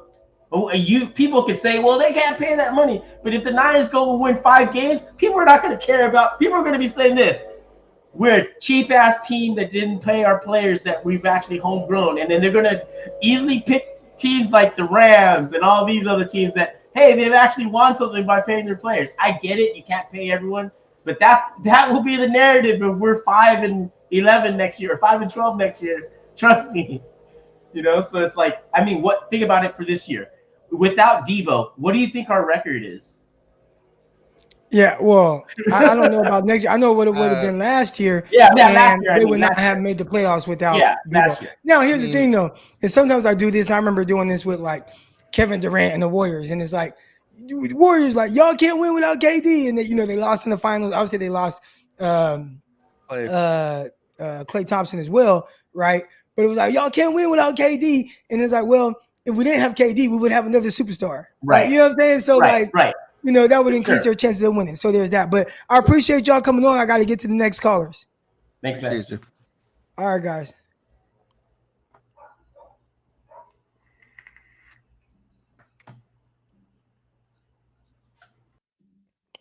All right, here we go. What I'm going to do is I'm going to do this like a kind of like a round table. All right, so I'm going to bring 4 of y'all on right now. Boom, boom, boom, boom. And what we're gonna do here is y'all all gonna have a debate. Hold on, I can do this a little different. I think. Hold on. Y'all all gonna have a debate. And the debate is going to be led by Pioneer. All right. So Pioneer is going to lead the debate. And then y'all come in.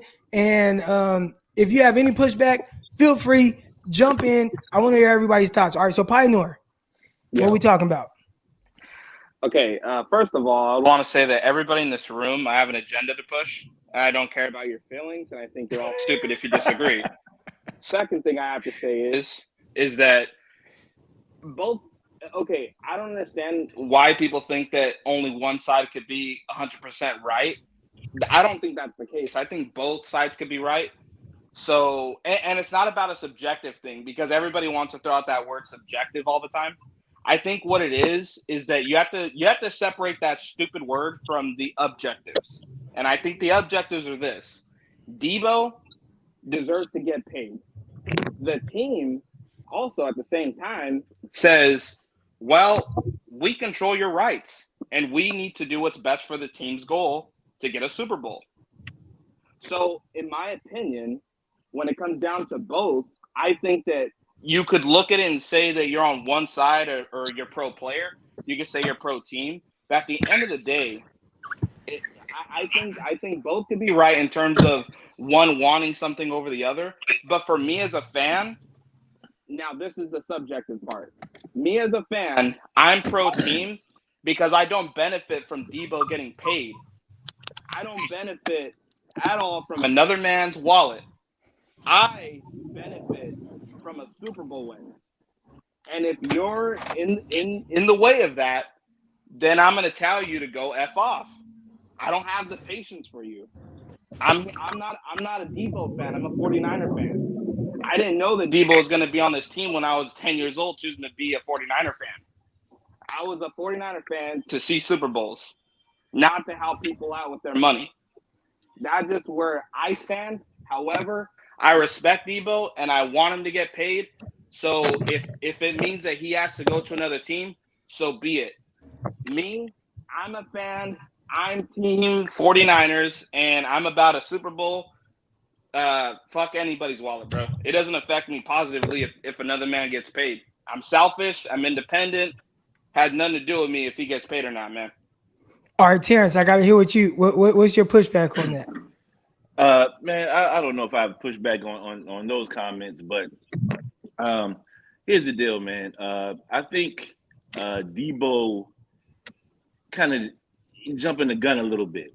You know, I think he's very anxious to get that money for whatever his reasons are, and he did not want to wait. You know the 49ers. Everybody knows the 49ers. They don't do business very fast.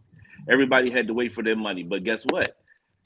They all made those guys that waited the top paid guys in their position, correct? So, I think he just didn't want to wait, man. I think the 49ers had all intentions of paying this guy, but he just wants his money as a lot of young people today.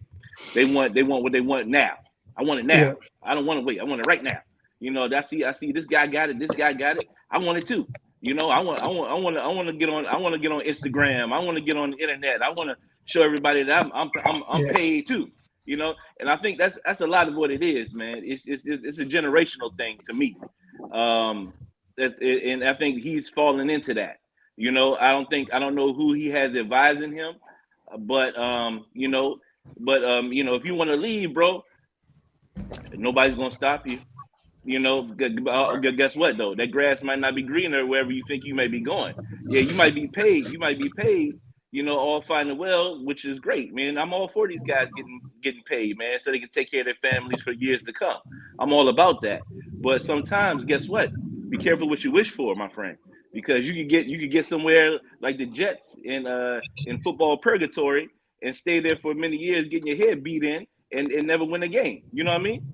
Yeah. So you be careful what you wish for. That's all I got to say. And sometimes that grass is not always greener on the other side. And this is experience talking. I believe that that's just what it was, man. I think he got ass in his pants, man, and he's jumping the gun, and I think this has turned into something that it really didn't have to be. If he had just been a little patient, and you know who you're dealing with because you've seen other guys work the contracts with this organization, so you already know what you're up against. You know what you're dealing with. So and I don't know who his agent is. He's representing other guys, but I don't know. I don't know. But if I was in Deebo's corner, I probably would have advised him to slow down a little bit.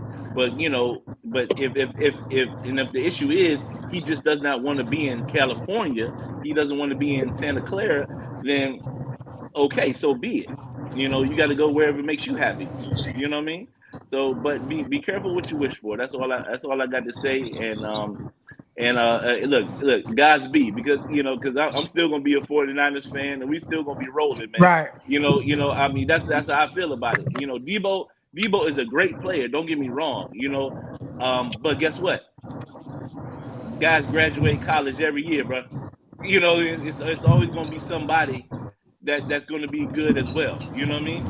I'm not. I know Deebo might be. Some call him a generational talent, and he is a very good football player. Trust me, I've seen many come, I've seen many go, and he is definitely a really good football player. And I hate to miss him, man. I will miss that guy if he's not on my football team. But guess what? One guy don't stop no parade from going down the street. You know what I'm saying? And we still gonna be rolling. And we got a brand new quarterback in Trey Lance, and I think that kid's gonna be some kind of good, man. And he's developing a rapport with Brandon Ayuk, who I think is is turning into one of the best route runners in the league, as far as I can see. And all we got to do is add to that, man, and we still gonna be a good team. But if Deebo wants to go, then they shouldn't stop him. But we should get a great haul for him. We should fill in some of those holes we got that we created this offseason. And that's it. I love it. I love it. What are your thoughts on that? We got Motzilla. Yeah, what's up, man? Thanks for having me on. I was actually R Mob Nation in the chat talking to Chris H about some controversial stuff, but we're gonna leave that to the side. But yeah, I agree with the last guy. It's definitely a generational thing, and you can really look at like the advancement of technology as really the main factor in why people act like this. It's just everything is so readily available and at our fingertips, right? So it is this younger generation that just wants everything right now, and many people that have spoken on, this man, he proved that he is a stellar talent, and he was the offense, and we were winning a lot more games when he was, on the roster and on the board. But at the same time, he proved it for what, a year and a half, almost 2 years when these other guys have been proving it. So I think we got to factor all this in, and obviously we have to pay big money to a lot of other people. And there's only so much money to go around, so I don't know. And we replace him with a few valuable pieces and put some pieces around Trey Lance to be successful. I think so. That's my opinion. What you got on that, Andre? So here's my take, right?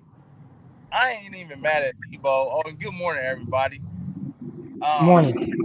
Good morning. I'm not even mad at Deebo, man. And here's why. A few things. Number one, he came in, he was only a second round pick. So in the 4 years, the total amount of the contract, correct me if I'm wrong, was under 10 million, right? For the complete 4 years. Yeah, for sure. I bet even less than that. I'll look it up right now, but go ahead. Okay, right. So that's number one. Number two is, remember, he came in, he was an older rookie. I think he was 23 when we drafted him or something like that. Yeah, like going on like 24. Mm-hmm. Right. So that's two. Number three, obviously he had a fantastic year last year, all pro. Everybody see what he did.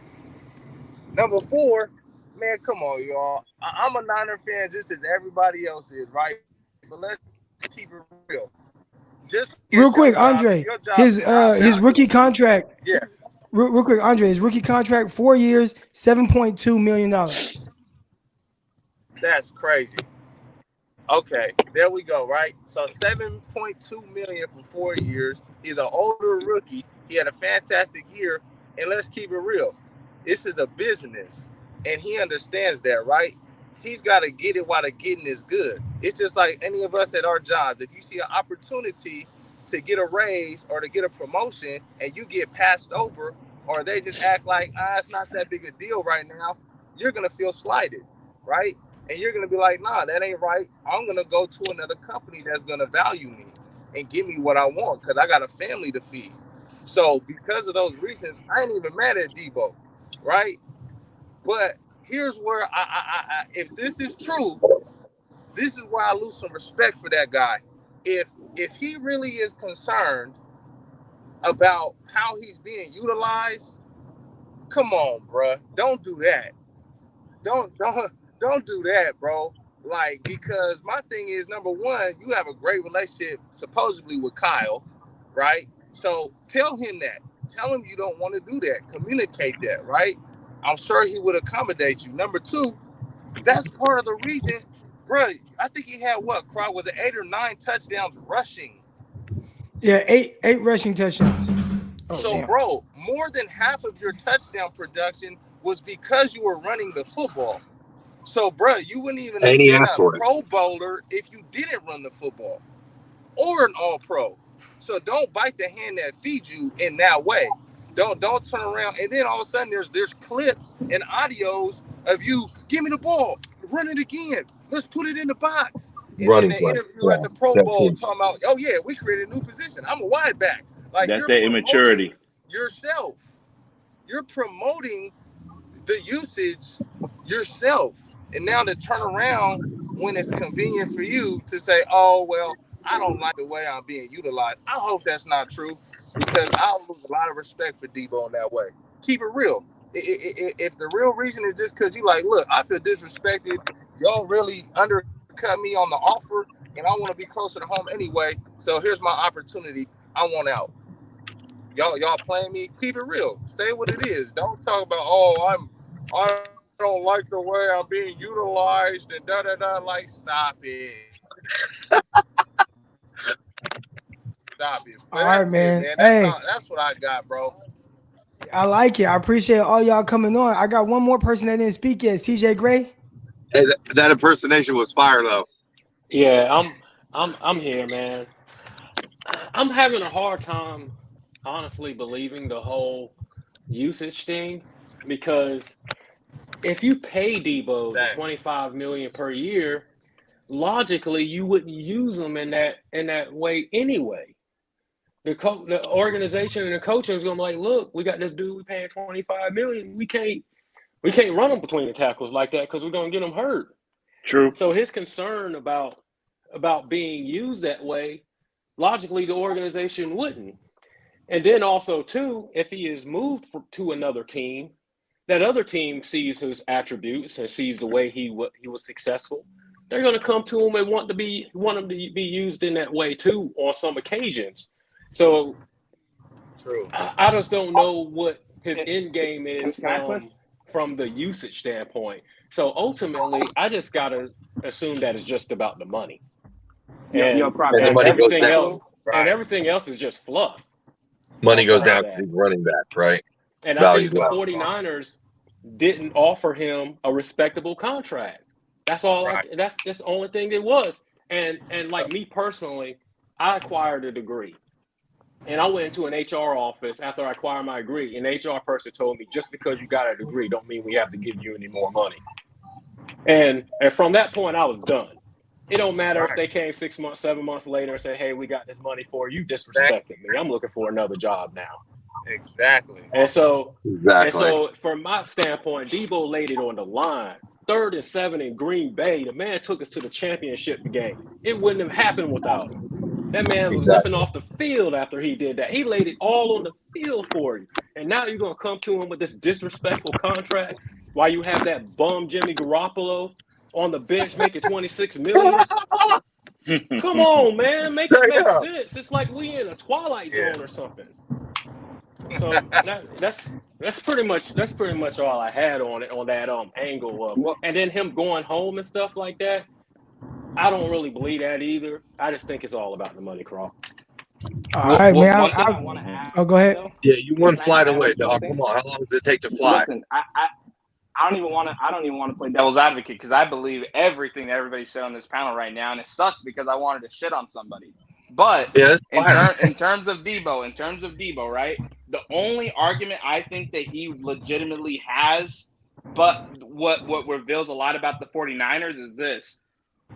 If it wasn't for Deebo, arguably, I'm not saying that it would be a fact, but I'm just saying like it's possible that John or Kyle's would have been on the hot seat if he didn't do what he did last season. Last season, John probably would have got his ass handed to him if they didn't go to the playoffs. So in my opinion, that's the only leverage that really Deebo has. But they said, "Oh, you think that's leverage? Man, get out of here with that. Like, thank you for saving me. Congratulations, you're another player. This team is gonna stay here, and you're gonna get old." That's what it told me. They don't really care if you scratch their back, bro. Period. The team is over anything. Period. All right, I hear y'all, man. Hey, I appreciate y'all coming on. I get to the next call. Yep, much love, man. Yeah, Hashtag pay Deebo. Hashtag pay Deebo. I like it. Here we go. All right, I got another caller coming on. EMA Beats. Good morning, man. How you doing? Good morning, man. How you doing? Crocker, good morning, man. Appreciate you, champ. How's everything? Oh, I'm good. I'm good. Oh, I'm good. I'm good. I can hear an echo though. I can hear an echo. It's echoing right now? Yeah, do you got me like turned up somewhere else or something? No, not at all. Let me see. How's that? Nope, still here. Yeah, I don't have it up anywhere. I'm just talking straight into my phone off the video. Or do I need some earbuds or something? I know that typically helps, but I don't think you should need it, bro. Okay. But you know what? I won't talk. You just go ahead. You say your piece. You say your piece. Yeah, man.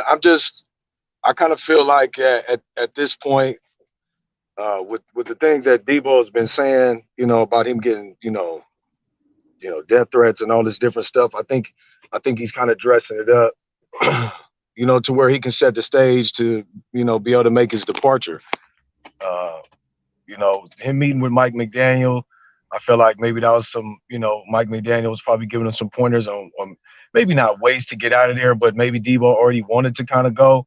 And, maybe he was talking about him going to Miami because, I'm sure that was Mike McDaniel's first option before getting Tyreek Hill. I'm just assuming that, considering, how favorable Deebo would be to a Mike McDaniel, and what have you. And then maybe Deebo is feeling like, no, I'm gonna just wait and see what they, what they say and what they're offering me. And then I think, being that Tyreek was available, in a pinch, Mike McDaniel was like, let me go ahead and get my little, get my little star player real quick. And then, and that left Deebo without that option, because hearing about him trying to look for a house in Miami, it just kind of, if you put two and two together, it would, one would see that making sense.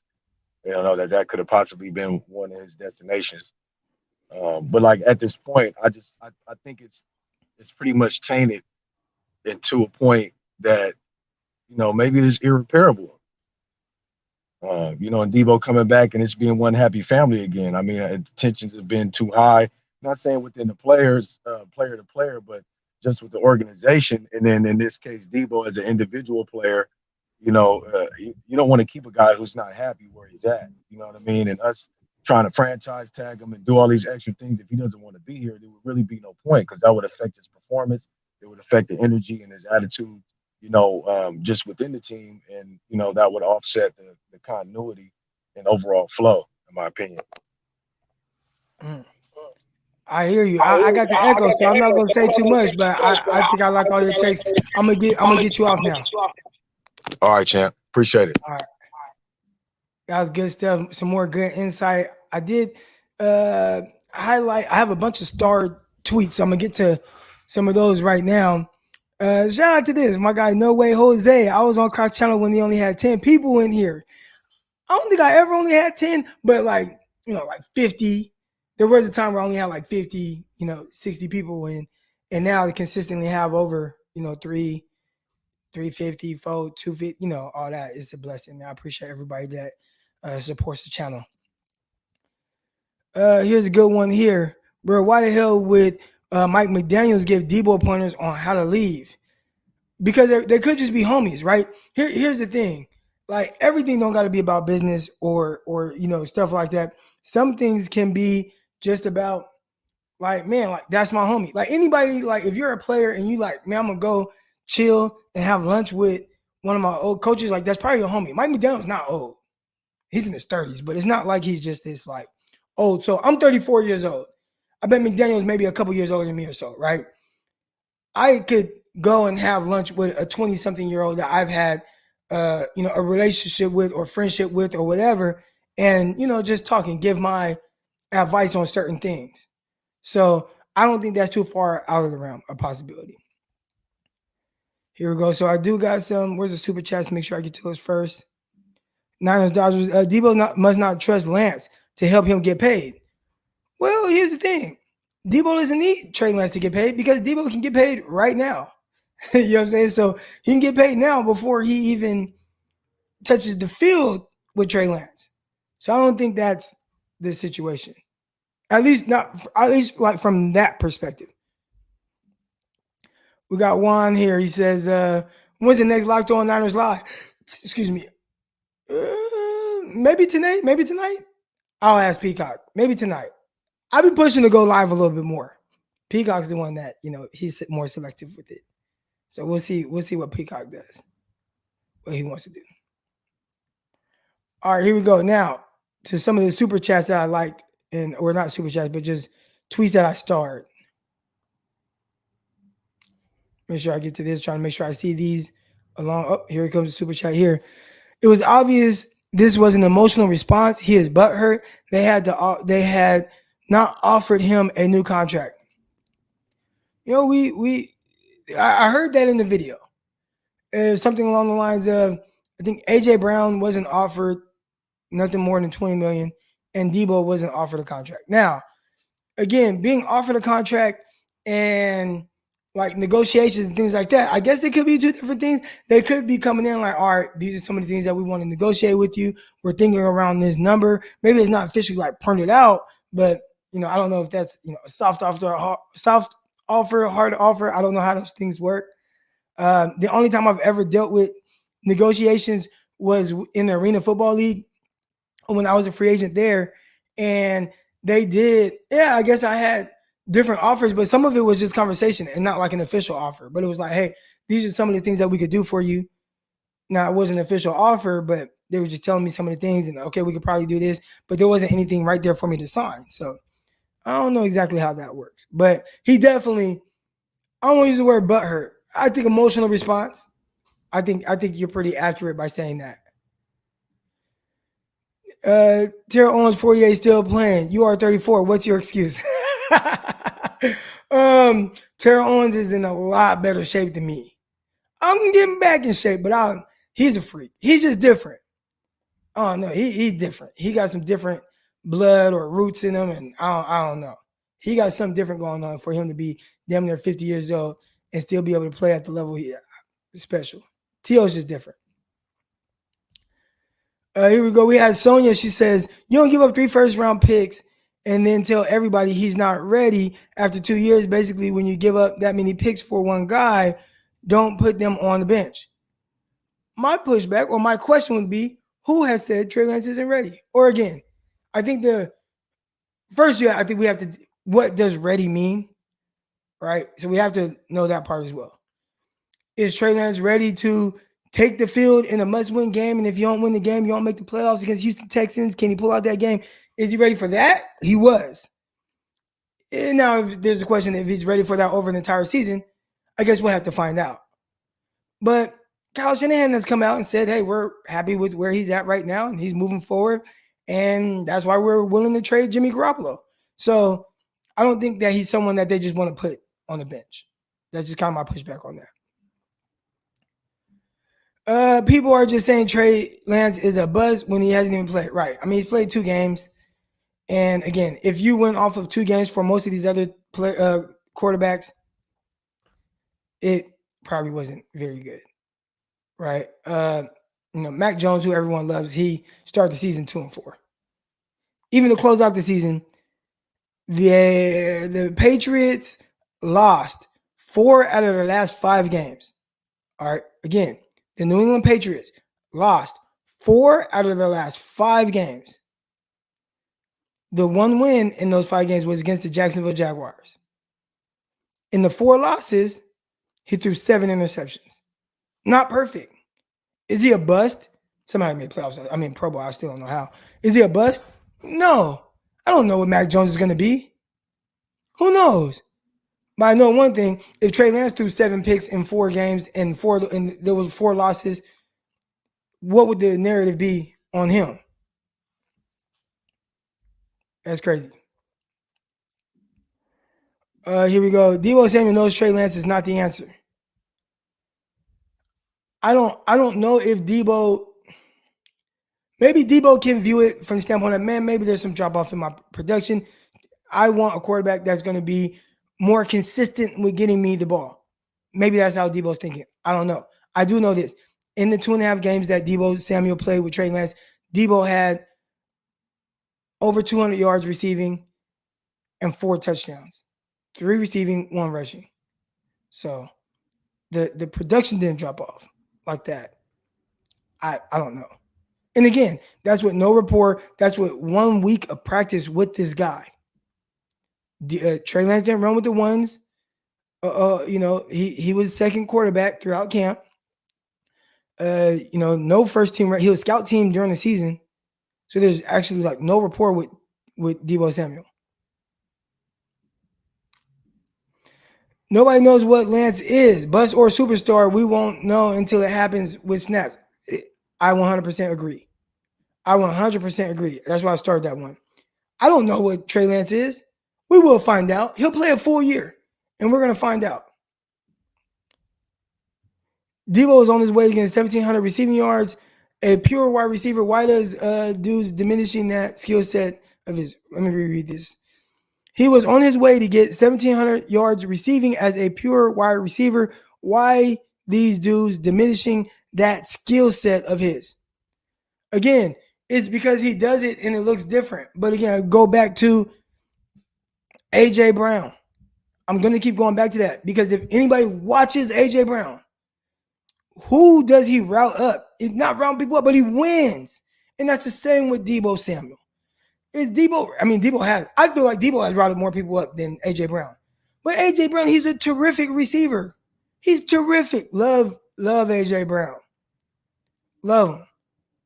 But he's different than Justin Jefferson. But why does Deebo? Because he lines up in the backfield sometimes too, so he gets that knock. He's a 1,400-yard receiver. Almost had 1,000 yards halfway through the season. Y'all notice when Shefton reports, he says, I think, well, you got to give yourself that out. But I think a lot of it is just kind of, what has been reported, I guess, what he's hearing. So, I think that's what that is there. Appreciate everybody that has tuned in today. A lot of y'all have love, respect, all that good stuff. Let's see. Warren did not want to pay Deebo high guarantees, according to The Athletic. There's going to be a lot of guessing. We will find out the truth. We will find out. But I appreciate everybody coming on right now. I see Cone Zone in 5 minutes. It's not Cone Zone. It's Cone and Croc. All right, so I'm going to be on with Grant Cone in 5 minutes on his YouTube channel. Just spent 2 hours, man, over 2 hours with y'all on this right now. My brother was supposed to come on. He never came on. F him. All right, but appreciate everybody. Love y'all. Y'all stay up. Like, subscribe. Hit the like button. On your way out, man, hit the like button to this video. Hit the like button right now. Locked on 49ers, Locked on NFL Draft, the Not Ideal Podcast. Tune into all that stuff and more right here. I'm out. Let's go. Peace. Intercepted. It is picked off by Aaron Crocker. Over midfield. He'll run it all the way into the end zone. Touchdown. Croc Talk TV Podcast. Peace.